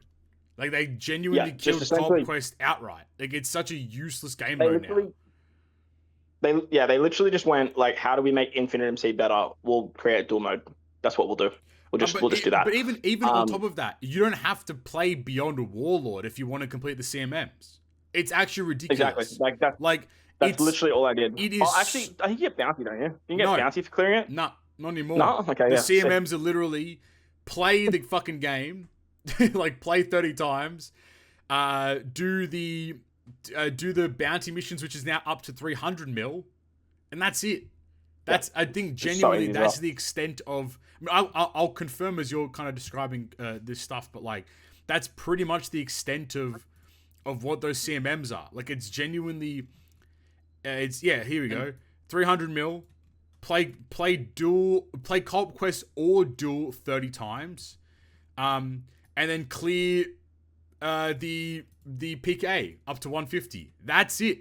That's all the CMMs. I really like the PK thing. The PK thing, I'm glad that they've kept that around. I thought that was a really like a nice touch to co-op.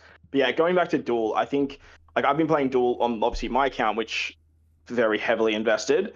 And we've been having a lot of chats in our alliance about sort of certain strats and stuff. And there are some really cool ways of actually playing, sort of sacrificing turn 1 and then, like you said, taking turn 2 and turn 3, and sort of understanding what team you're coming up against and how that team's going to work. So right now, it does seem like there's 2 teams that are just dominating the upper ranks, which is the full boost team and how you want to use said full boost team, and then the cerebral Vegapunk team. Because that cerebral Vegapunk team does have the ability to match the damage output. It can function on turn 1, 2, or turn 3, where the full batch team can realistically only function on like turn 1 and turn 3, or turn 1 and turn 2, or turn 2 and turn 3. Like it has that flexibility to out damage. But again, if you just come up against another whale, it basically just becomes a game of, okay, can I bait my turn 1 by using maybe 1 or 2 specials to force the other person to use their specials as well, and then maybe I can out damage on turn 2 or even in the back end of turn 3. But if you're going second, you have that knowledge of, okay, well, you've done this. I can do a quick calc in my head because I have the same units and go from there. So there is a little bit more strategy to it in the upper ranks, but I have also been playing it on one of the kids I look after. I play his account. He signs in all the time for anniversary and stuff. And I've been helping him with dual mode over on his account. Now, he pulled Buggy and he pulled Emu. So we've been running just a old school stock standard int team. It's like Luffy, Bonnie, Kuma, Buggy, Roger, Rayleigh, Gaban, and I can't remember what the other unit is. And he's comfortably in the 30s. So it is still very easy to do and very easy to play for people that don't have the new characters, don't have like super invested characters. You obviously are still going to need super Sugo characters, but when it comes to these types of game modes, like that just has become the norm, and you should be spending on your gems on these banners anyway, so you are picking them up here and there. So I think people are going into the mindset of, I need to get to master. Like, I have to get to master. And obviously that's a goal. It's something you want to do when you are playing these types of games. But if you are sitting comfortably around 30 to 40, like in that range, I wouldn't be beating yourself up. It's kind of like when Grand Party first dropped and everyone's like, oh my God, I can get the 15 wins to the end of the world, but I still got 12 and I still got all these gems and all these rewards. It's like, that's still a good feat. Like, sure, could be better. And there's lots of ways to tweak it. Papi and I have been talking like with banning units or putting restrictions on it. Making it like each season be like only free spirit characters, stuff like that, which they definitely can improve it. But I do think that, if you just look at it as a nutshell of like, well, if I'm going to be the best rank, I have to spend all this money. Unfortunately, you're playing a gacha game. Like, that's literally how every gacha game is.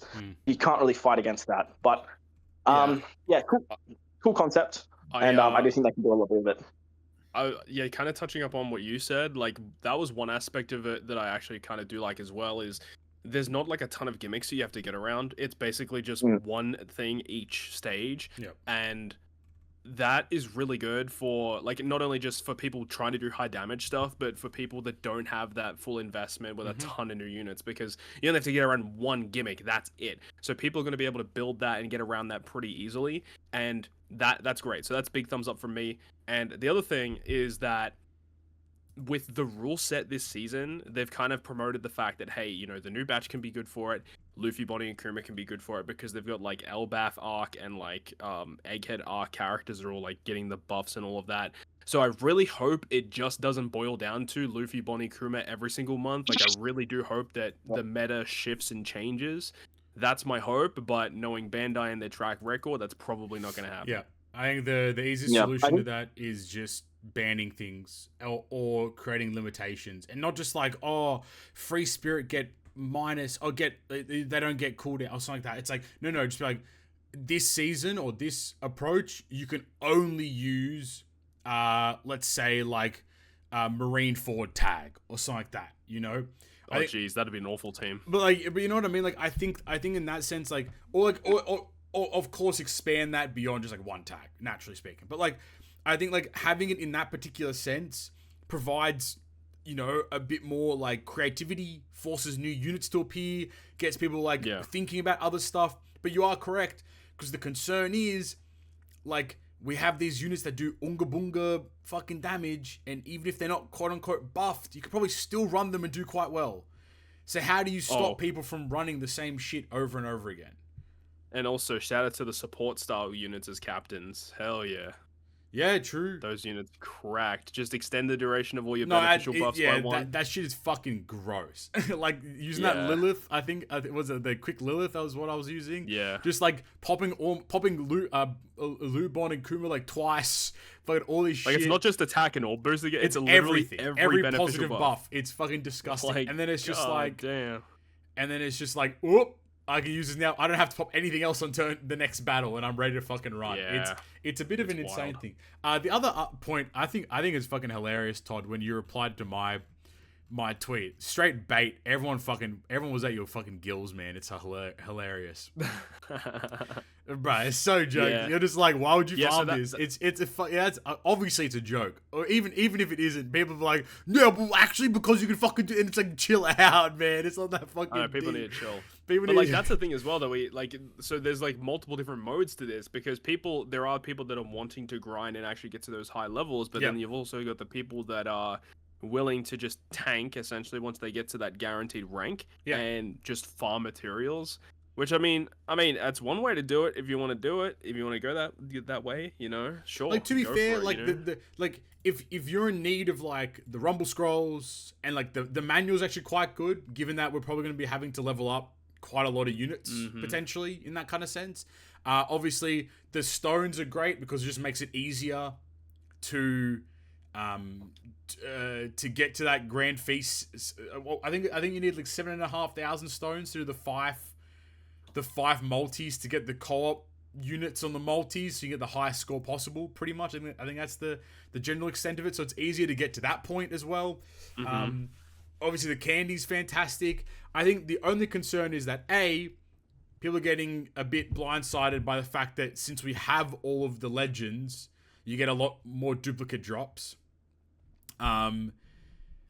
B, in reality, the drops aren't actually that amazing. Like, I don't give a fuck about cult medals and all that kind of shit. Candy, the sure, like, it is what it is. And I think the other point is the luck stat is very important, just for people that aren't aware. I actually had someone crash out at me about this, and I also crashed out at them because I hate being mansplained on shit. But in terms of the co-op captain, 100 luck, your captain 100 luck, and then every unit on the crew you have to max out to 100, but they count as 25. So the cap you can have is 300 luck on your entire crew, which is really important because it actually makes a lot of your drops better. It gives you more grand feast stones and gives you more co-op medals, which are really valuable. But again, I think people need to understand that like you're not going to have all of the boosters a lot of players aren't going to have all of the boosters every single month. So the drops that you're getting will actually be like cut in half a lot of the time. You're not going to get that many duplicate drops per se. So like take it with a grain of salt in the next like 4 or 5 months where this goes.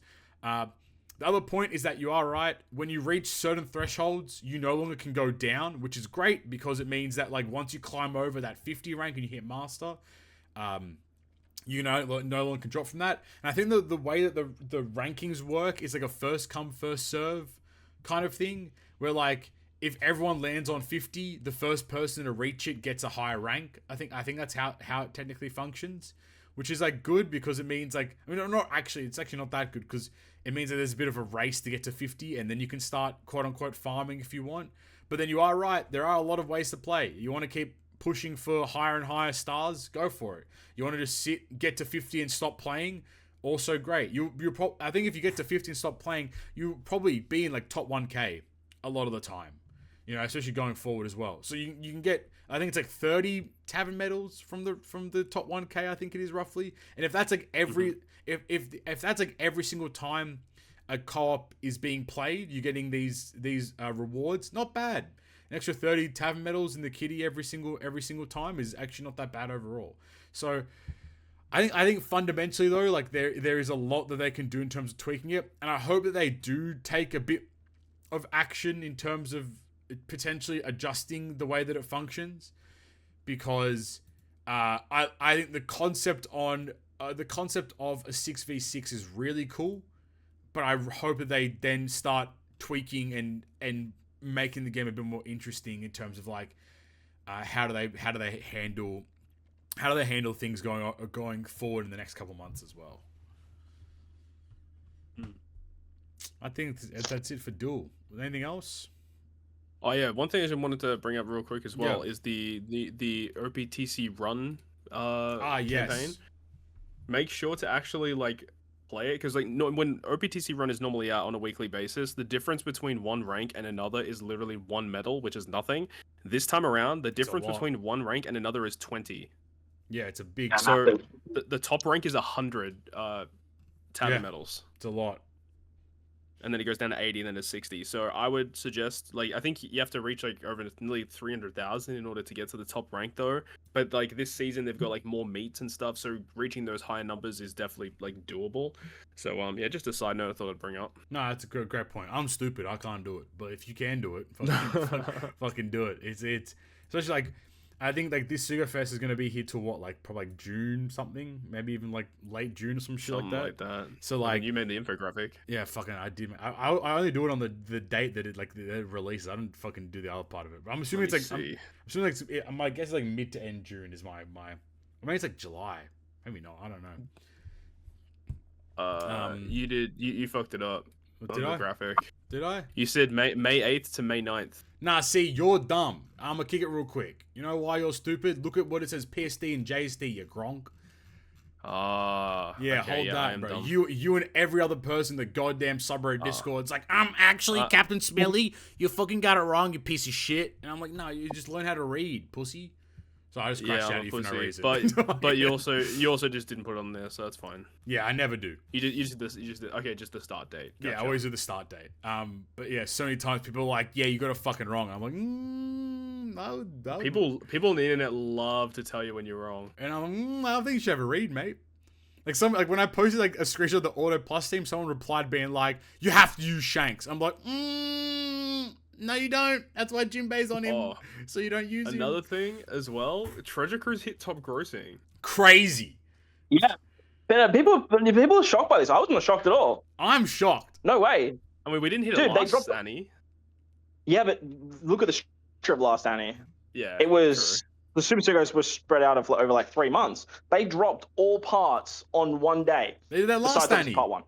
They did that last Annie. No. Yeah, they did. Parts 2 to 6 dropped at the same time. I'm pretty confident. Yeah, but it was Luffy, Zoro. It was Luffy, Zoro, Sanji, and Nami, and we knew Saturn, and that was coming later. True. Yeah, that's what makes it different, 100%. But they dropped. Emu's got that aura.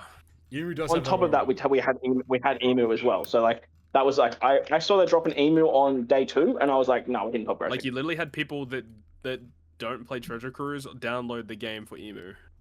Yeah, that's aura. That's aura. So, that is aura. Good. Yeah.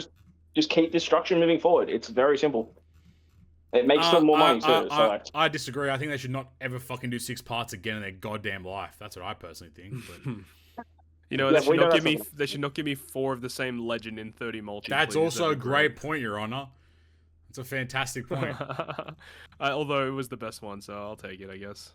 Bro, I got fucking, when you're rocking that 150 Shanks, dude. Dude, 150 Shanks is so gross. I got fucking fingered, mate, on Shanks' part. I got fucking fingered, mate. Oh no! I had 28 multis. 28 multis for that dumbass, brother. Fucking hell. Yeah, 30 because you wanted to pull 2, so that's all good. No, fuck. But then it's like dog shit, and it's like, how the fuck do I get the other 3? You don't need the other 3. You just add 1 poster. You got the key in him, and you're good to go. I'll put the key in you, mate. Fucking, and I'll lock you up, so you never have to talk again. Jesus Christ, fuck Shanks, brother. Damn. But I think that's it. I think it's genuinely it for OPTC. Like we've done a whole podcast on just. I don't know what you got. Is there anything else you guys want to talk about? Do you just want to jump straight to the Q&A, or like what's the vibe here? Like, is there anything pressing? Because like we're 2 hours in, like we're pretty deep in here. I do have to love the years and leaders now that the OPTC side has been upon us. So I got fatherly duties to kick in. But thank you so much for having me, boys. Before you go, any last points? Where can they find you if the people aren't already subbed to you? What's the go? What's on the cards for the channel? Anything exciting? Nothing really. Just still doing the daily grind. Quantity over quality nowadays with fatherhood and stuff. I will obviously be away through most of July and stuff. So we'll try my best to sort of do content here and there. But it'll be nice to have some time off. And yeah, just the YouTube channel really. Join the Discord if you guys want to find your Alliance members and more fun friends. But other than that, it's been a hot minute, and I always love being on the show. So thank you so much for having me. Happy days, Stump. You can find you joining us here, man. Stump D Gacha. Thank you. Make sure you go down in the comment section, say fuck Stump. Actually, yeah, what do you want the commenters to say if they made it this far? Stump, you can do that part this day. Shanks number 1. Shanks number 1 in the comment section down below if you made it this far. Shanks number 1. And then also in the description you'll find Stump's channel, all that kind of. You already fucking subscribe to him if you're watching this show. Man. Yeah. But alas, all right, big love, boys. All the best, mate. Chat soon. Best of luck in your summons if you guys are still summoning too. Yeah. Peace. All right. Appreciate it, man. Adios. Anything else? Anything else we want to talk about? We are 2 hours in here, so I'll leave it up to you guys. I'm happy to jump to Q&A. I'm happy to, if there's anything on the cards, anything you guys want to talk about. Otherwise, we can just go straight to it. I don't think much else has had in the TCG world that I can think of recently. Flame, anything in your neck of the woods? Well, really quick, I did kind of just I wanted to say this earlier, but yeah, go for it. I didn't really find a good spot to jump in. As far as like I always used to say this like when I played the game. As far as like when any new units come out, like any new batches, especially anniversary units, it's kind of they're kind of like in a weird spot to say like they're the best in the game or you know 100%. whatnot because all the content right now is tailored towards them. Correct. Yep. Versus like other characters, how you guys were saying like the Kuma or the Luffy Bonnie or whatever, Luffy Kuma. Yeah. How they face the like content throughout different metas versus these newer units.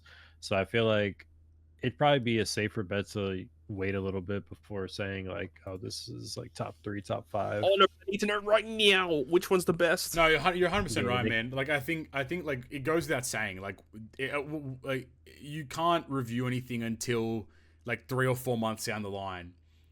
Like that's when like you will get a better gaze of like if these legends are actually the best. I highly doubt it. Yeah. But like yeah, I agree. 100% right. 100%. But yeah, anywho, I think we just if you haven't nothing else, Flame, you got anything? There's been like a lot of leaks this like past week or two, like about coming games and whatnot. Talk to like me. Flame's leaking. He's got a doctor. This is probably just like a bunch of nothing, yeah, but like course. I've seen like a lot of stuff about like Kingdom Hearts 4 apparently. Jesus. I forgot that game's gonna exist. Yes. I've seen some Final Fantasy 7 Part 3 stuff. I've seen some the new Fire Emblem. I forgot what it's called, but there's supposed to be like a new Fire Emblem. Apparently there's supposed to be a PlayStation Direct on the 24th. Jesus. Oh shit. Okay. Of May. I think pre-orders for GTA are about to come out. Yeah, my friend. Yeah, my friend messaged that chat randomly. He's like, "Yeah, someone supposedly like got the Best Buy like AI chatbot to confirm that like GTA 6 pre-orders are coming out on Monday US time or something like that, which is fucking hilarious. Like, yeah, that's fucking so joke. I think as well, like I think the anime awards are like the 23rd of May, so I think like next episode we'll have a lot of like off ep stuff, especially if they're going to do the PlayStation Direct as well. There'll be a lot of stuff to kind of chat about. Yeah, so it's just been kind of like a bunch of stuff like that. In the TCG world, I don't think we talked about it. No, we definitely didn't because I think it just came out like a week ago. Yeah. Okay. They fully unveiled the OP16 set now. Like they dropped the video. Like we know all the cards now, and I think it's they're doing a simultaneous release with Japan. I think this is the first set that they're doing that. Oh yeah, the Marineford set, right? Yeah. And apparently there's also been some leaks for the Elbaf set. Like I think they said the manga. Yeah. I think they said the manga rares are going to be Kaido, Big Mom, and Shanks. Shanks, which is kind of weird. But I mean, I guess not because and then they said there was like a new ultra crazy like Luffy chase card. Yeah. Like that. Oh jeez. So yeah, that's going to be the money set, of course. I think today they just revealed the English set for the Yu-Gi-Oh set that with the Grandmaster rares or whatever they're called. Oh yeah, they did. Yeah, the first one. Yeah, so that might be worth looking into just to see if you get lucky to get some of those serialized cards because those are definitely gonna be big money cards. It's not the Blue Eyes though. I think this is just like this first one that they're releasing is like the main characters.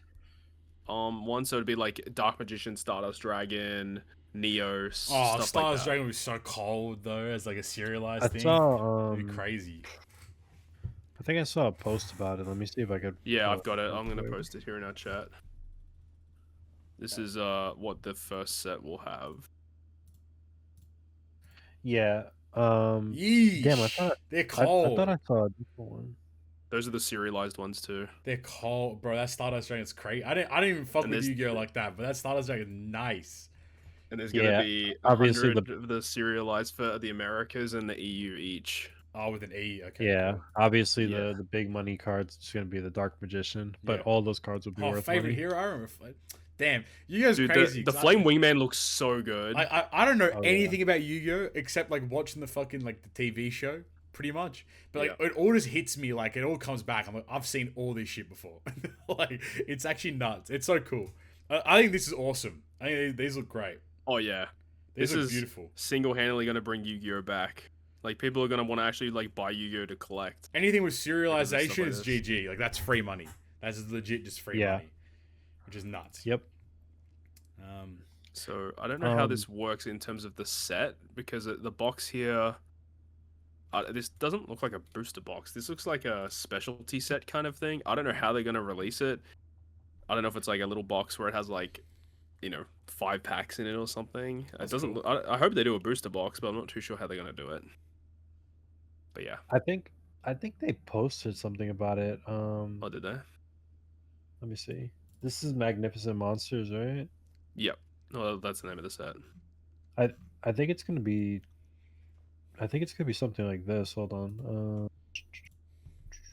3 packs per box. Oh my Yeah, I just found like this like little picture of it. Hold on. I'm gonna 3. post it. What the hell?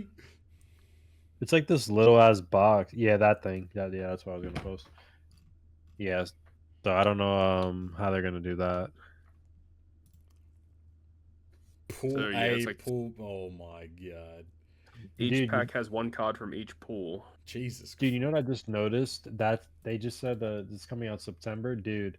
That's when that Pokemon anniversary set's coming out, and Oh my god. the Elbaf set is the month before. That's horrible. Oh my god. GL TCG. Oh man, I want all of them. I want Yu-Gi-Oh, Pokemon, and One Piece.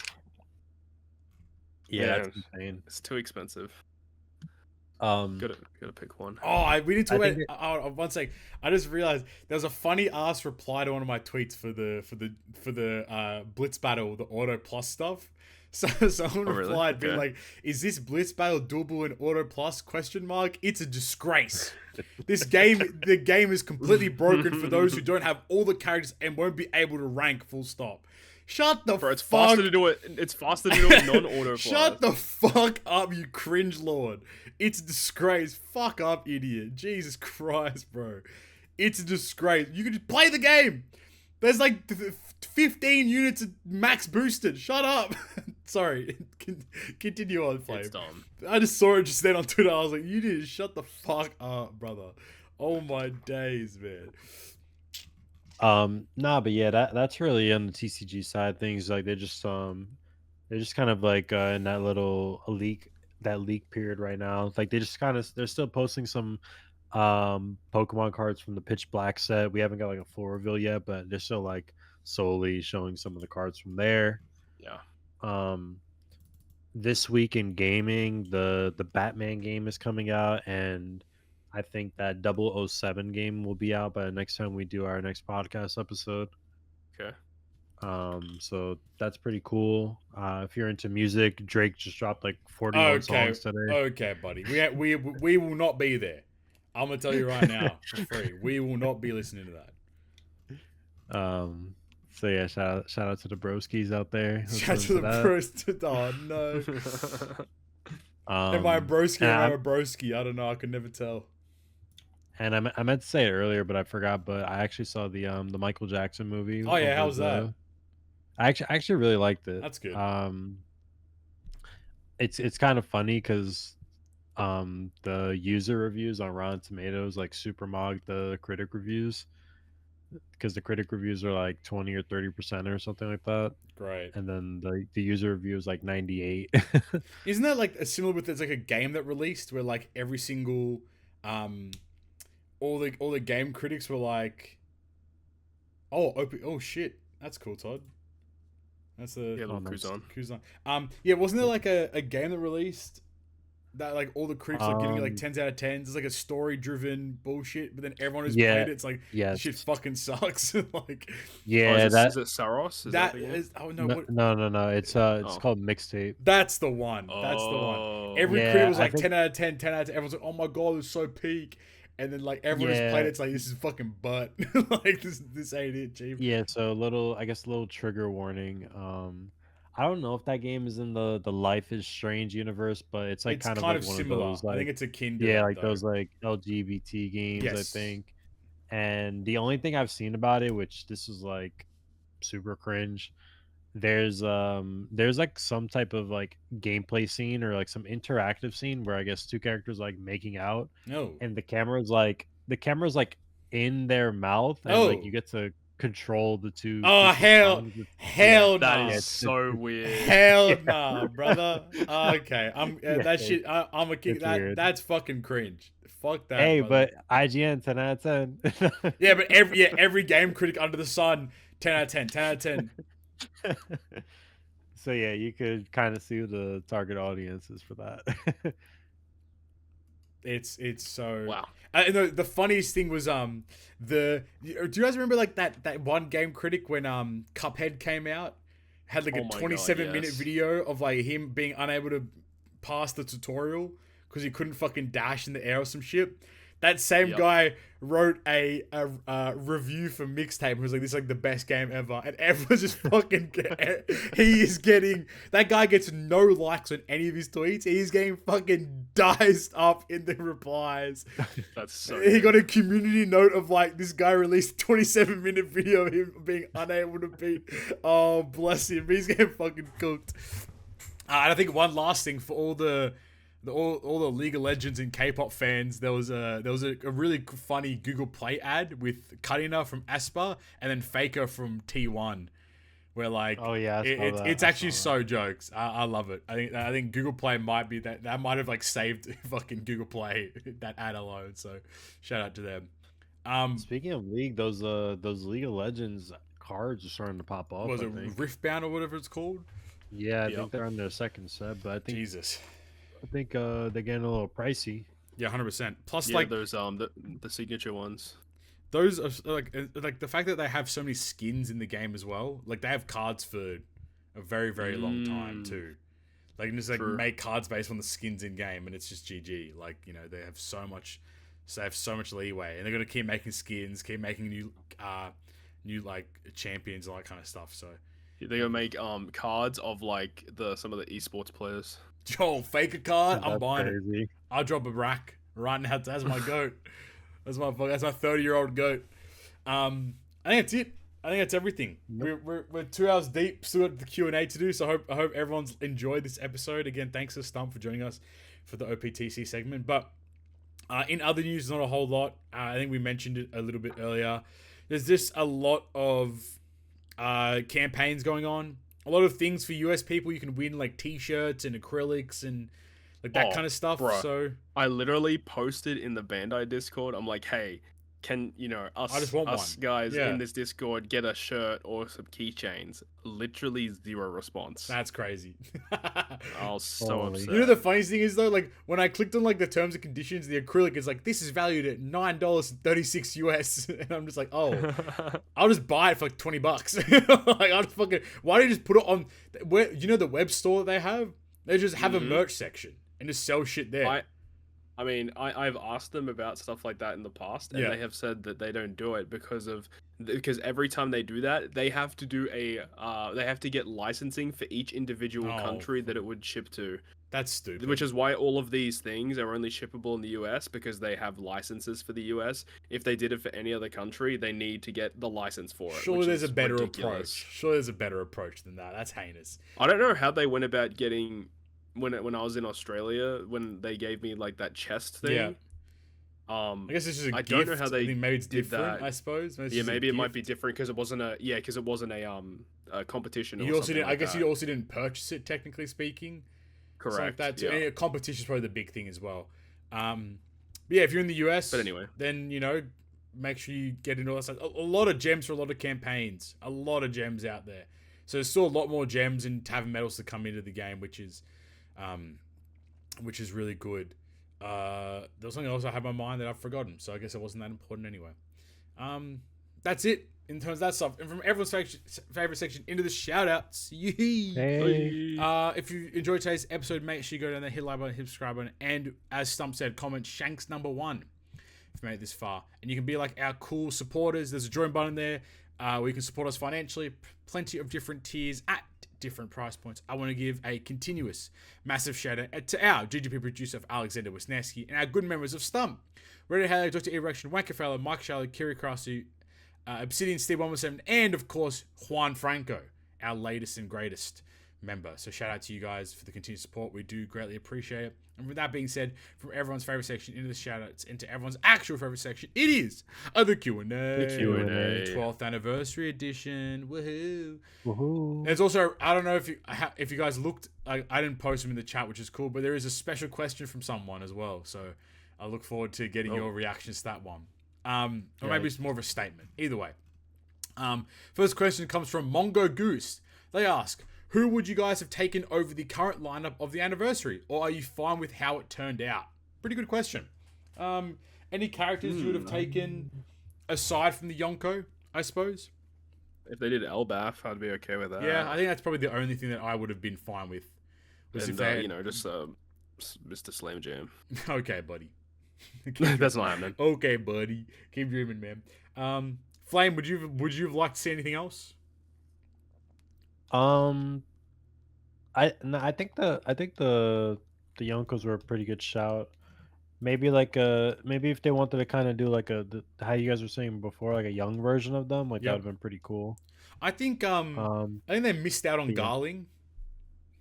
I think they could have they should have done more with Old Man Garling. I think making him a supporter is actually like kind of disrespectful in a sense.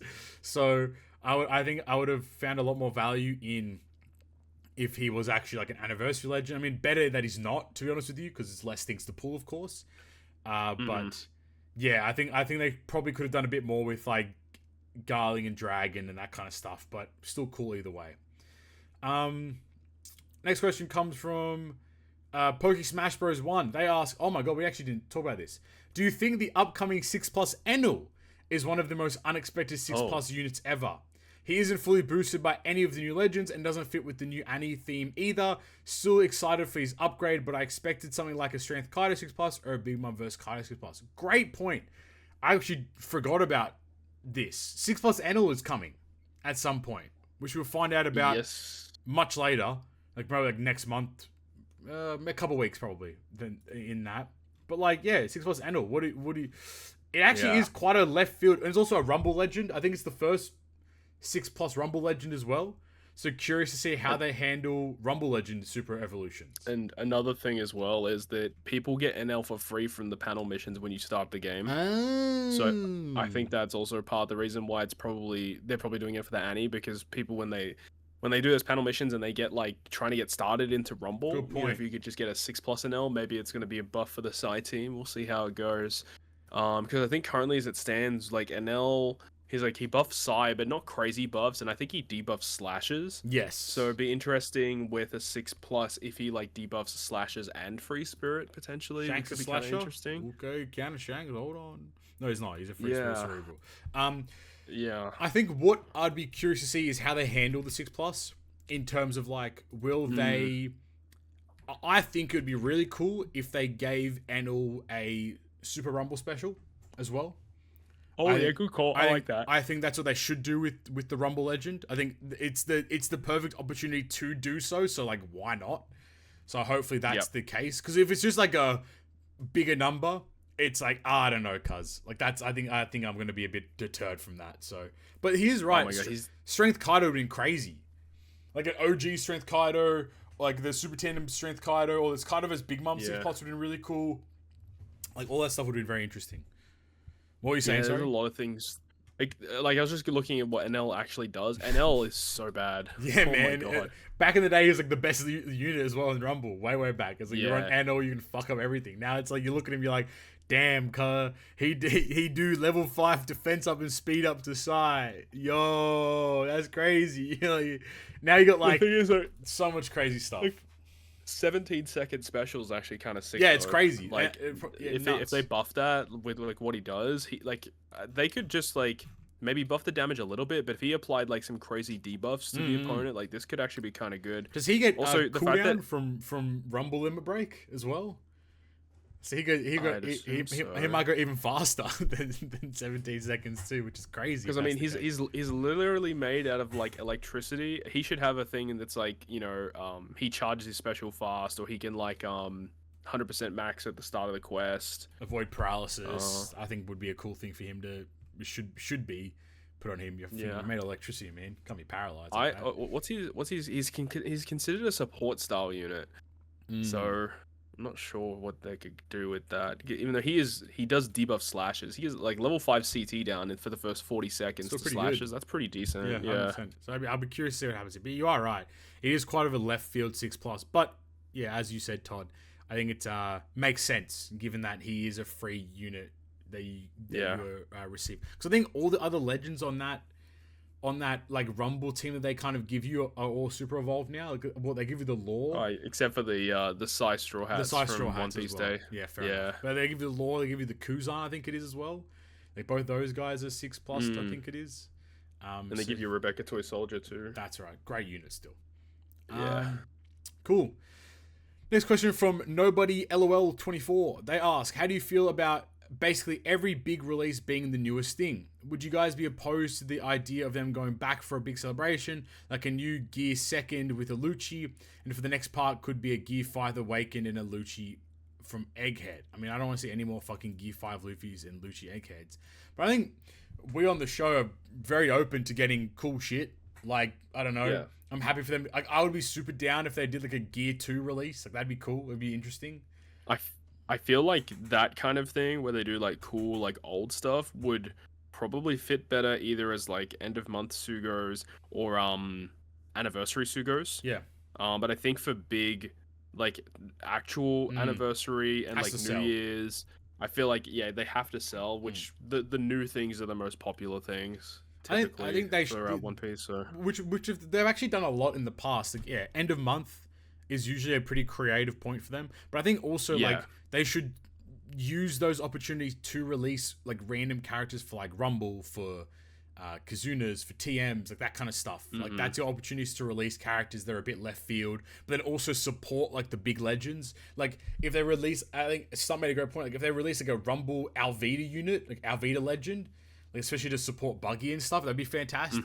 That's a really good idea to have that instead of like always it being Croc Mihawk. It's like release a new Daz Bones, release a Alvida legend, like that kind of stuff for those like offshoot events and things. I think would be the best way to approach it. Totally cool. Next question from Sultan67917596. They ask, doesn't this game allow to download all data since it's asking for download in every single new stage? It's annoying. Correct. They used to allow for download all. Now they no longer do that. Yep. For whatever reason. I actually don't remember the reason why they stopped it, to be honest with you. I don't know. I'm sure it's something in the back end that maybe causes too much bullshit, maybe. I'm not too sure why, actually. Too much pressure on the server or some shit like that, because people are just pinging in to get data. Yep. Next question from Midmat44. They ask, with the Wit anime remake dropping in February, what are your thoughts on OPTC making units based off the pre-time skip? This would be the best opportunity to finally give Legends units such as Kuro, Fat Alvida, Don Krieg, etc., instead of the same old Wano, Egghead, Gear 5 rehash units for the 100th time. What are you guys' thoughts on that one? You would think they would do it, right? You would think so. Also, to be frank, we probably should say, the Wit Studio thing getting announced, actually having an announcement for the first time in God knows how long is quite impressive. Yeah, that's true. We I think that was announced. We didn't during our little our break. We didn't talk about it. What's your guys' thoughts on that? It's 7 episodes. Each episode I think is 40 something minutes, and it's going to adapt the first like 50-ish chapters of the series, like up to when they meet Sanji. It's still like that's such a weird stopping point. It's also like it's still like a lot of episodes to get caught up. Not like that's the expectation, but that's like a lot of years of of animation still to get caught up. It's supposed to adapt 7 chapters per episode. How many chapters are we up to? Like 1100, like almost 1200 at this point now. I feel like they should have just done all of East Blue. I feel like, but I don't know. It's a lot of effort for them. I don't know how it's gonna go. But 168 episodes right now, give or take, to get there. So it's interesting, like with how they're releasing it. Like, are they gonna do like a batch a year? Maybe. No, that's too far away. Is it gonna be every 2 years? Because I feel like can't be if they were to do like. If they were to do 7 episodes every 2 years, that would take forever. Yeah, no, it's fucking ridiculous. It has to be every year at the minimum. Still a clearer release schedule than JoJo Part 7. Okay. True. Did episode 2 release for JoJo Part 7? No. So stupid. No. No, the second batch. Well, not even the second batch. The first batch, technically. The first batch is supposed to come out in like the fall. That's so funny. Oh, I just saw it on Twitter, actually. Completely tangential. There is a massive mural in the Shibuya train station for OPTC as well. Oh, really? Yeah, man. I think you get a picture or something, or a tweet? I do have the I'll grab the tweet as well. But like I saw a few JP players were posting about like seeing it in the train station. So kind of cool. Oh. It's a massive mural for OPTC, which is there's a big question mark. Oh, I wonder who could be there. Oh, who's gonna be?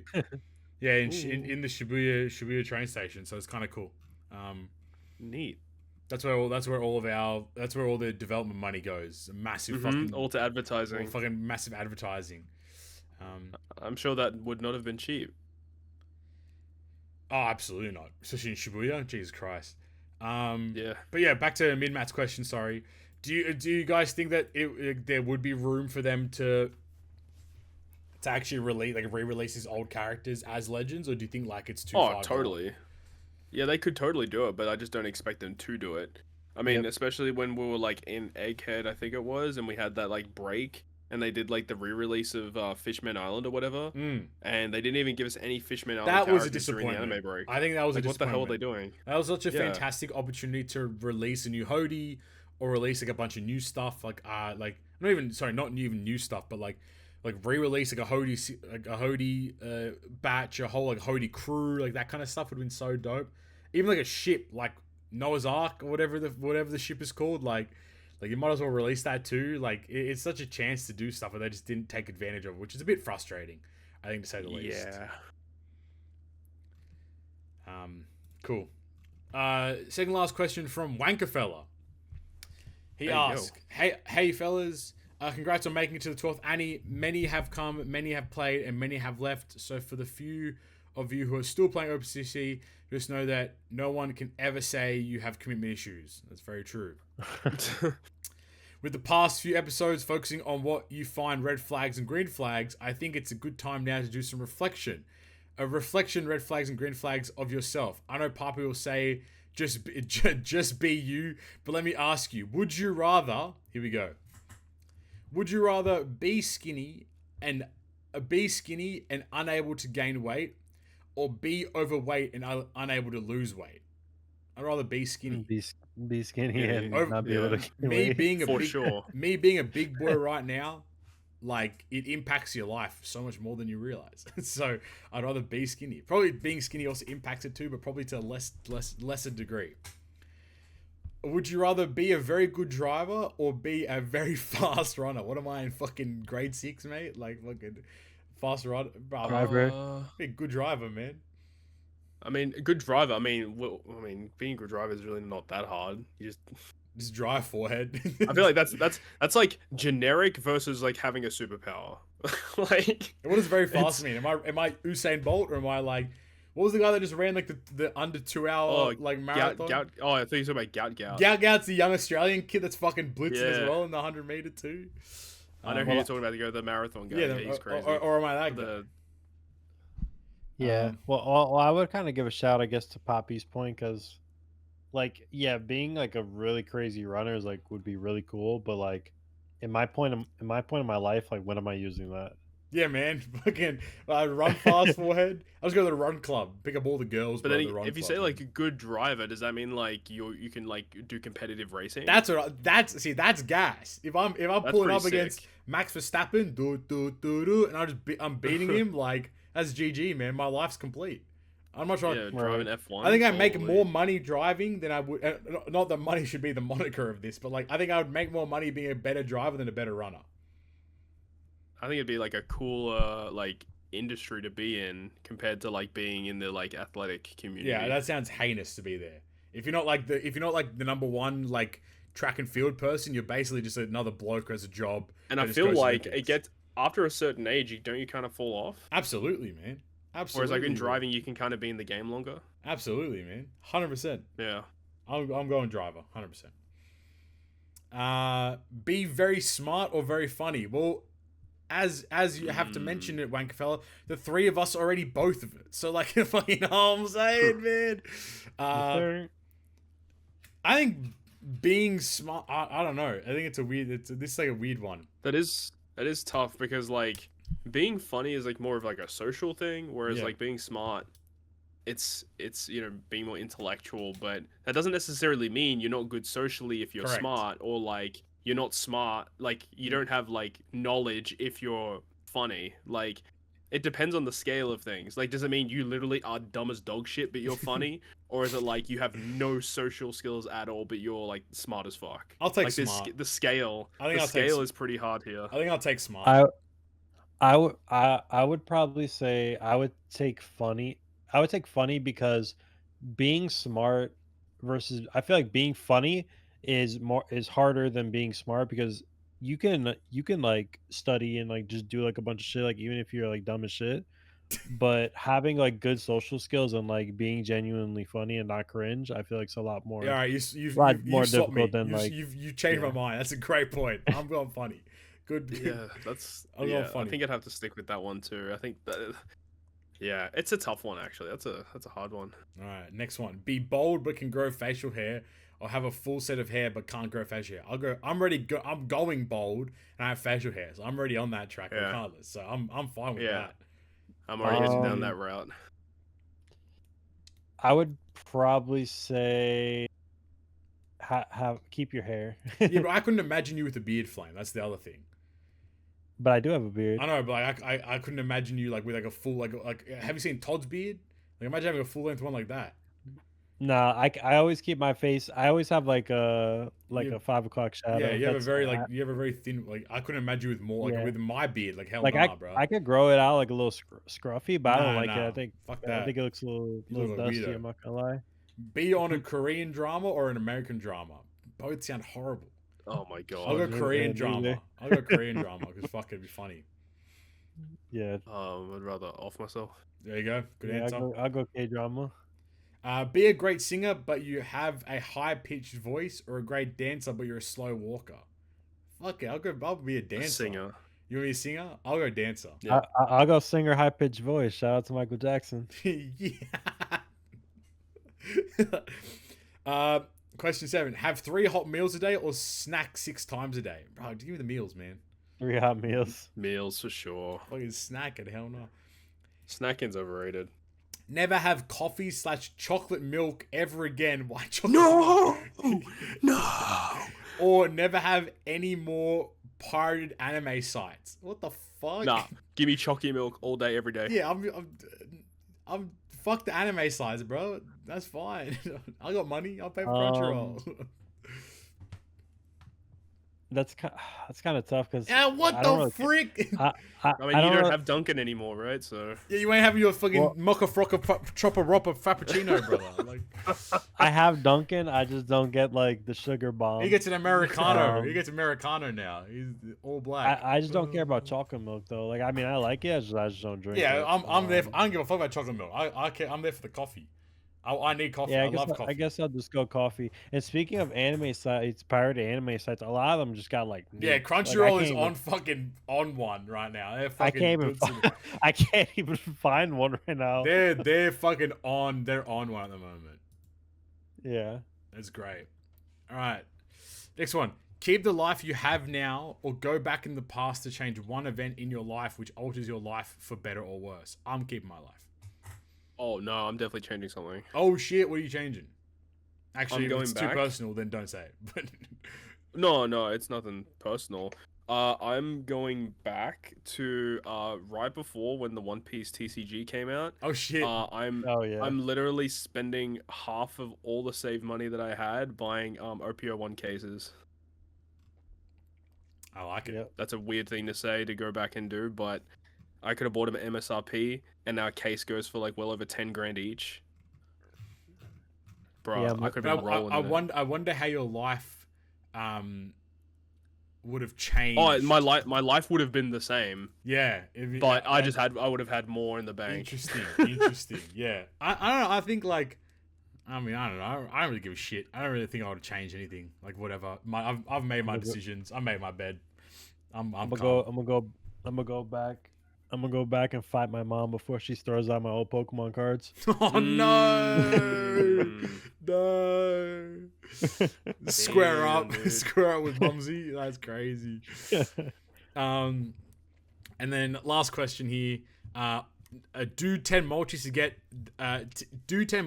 that one new legend you really want, or do 30 multis to get the other 4 mediocre new legends? I'll do 30 for 4. What the fuck? That's cheap as. Yeah, technically that's a good way of looking at it. Yeah. Like, would you do 30 multis to get every other legend, or do 10 to get, Shanks or Emu? Which one do you think is better? I'll probably do 30 to get... That's basically what I did. 30 multis on part 1, I got 3 of them. Like, it's fantastic. So, like, that's it.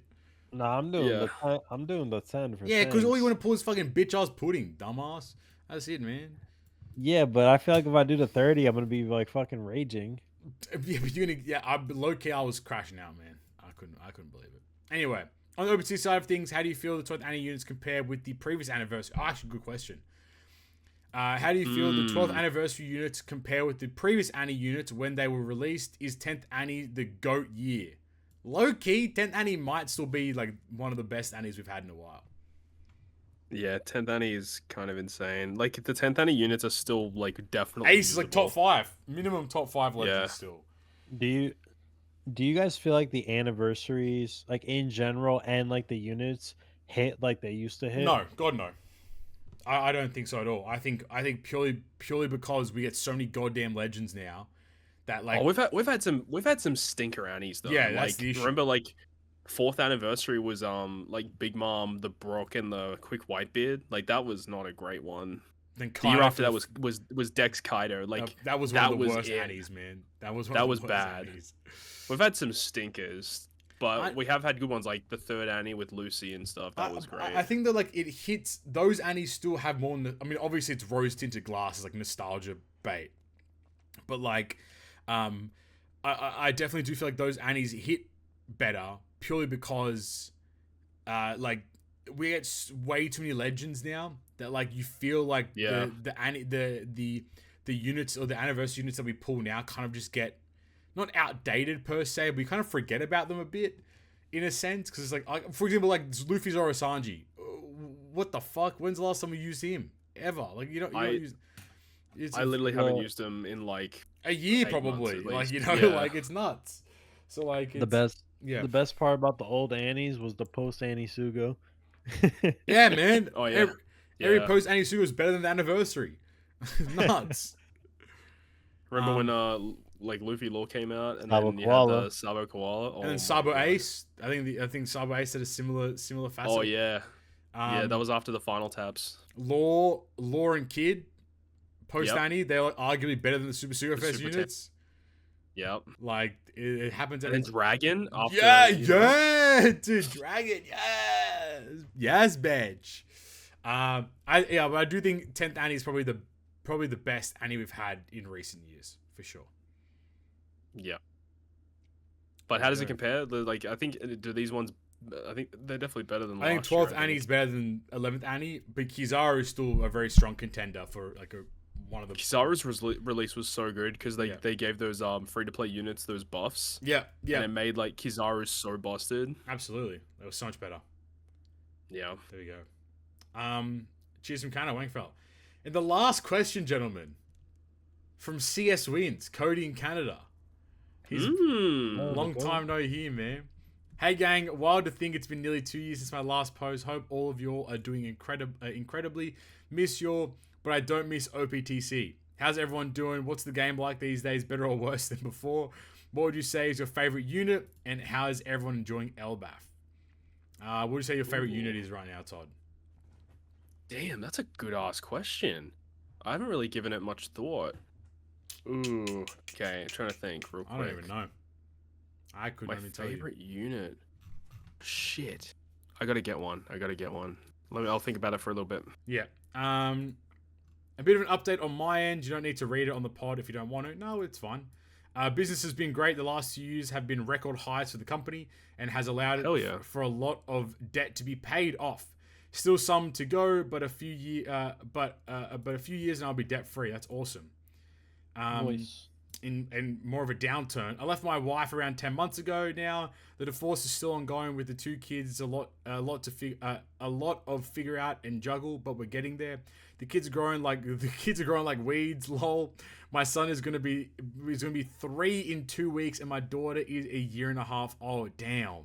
That's crazy, bro. Jesus. Sorry for the divorce, man, but the kids is nuts. Because I remember him telling us like on the pod, like he's having a child. Like it's fucking crazy. That's awesome to hear. I've been seeing someone new for around 9 months now. Kind of just happened not long after leaving. She's been a friend for years, and we really hit it off so much. So much so that we're expecting a baby now. Jesus Christ, man. Oh my god. Life throws plenty of curveballs at you. But if I can give any advice to all of y'all and any listeners, it's to never settle for being unhappy with someone. It's okay to put your happiness first, because ultimately, when you're at your best, you're able to be there for others. I was a shell of myself for many years, and it feels like I can be a better father, partner, and friend now. I hope all of you all have nothing but happiness and success in your futures. I'm hoping to be able to get back to semi-regular comments. Nothing but love for you all, your boy Cody in Canada. Mate, that sounds awesome, man. Sounds like obviously business stuff is incredible. Sorry for the divorce stuff, but as you mentioned, clearly you're seeing the silver lining in that, so that's always a positive, which is good. Congratulations on the new child. Crazy that that's occurring so quickly, but I mean, as you said, life comes at you fast. And glad the kiddos are growing up well, man. That's happy days. Yep.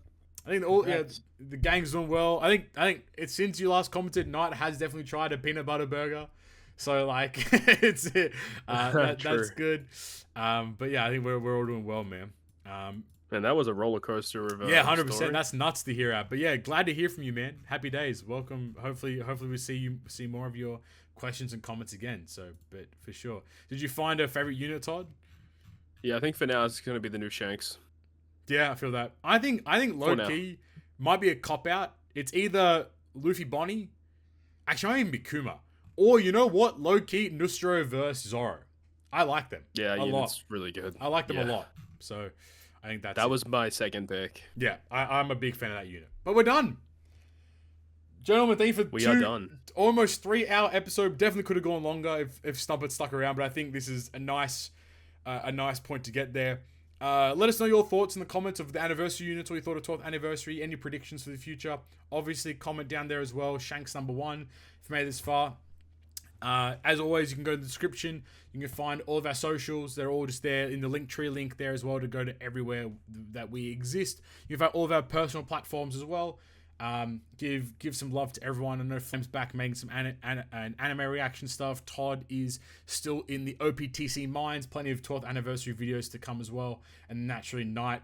Knight's being Knight. We love that guy.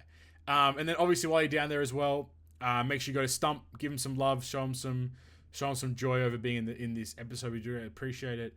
But with that being said, gentlemen, I've been Captain Papi, joined by Flame and Todd.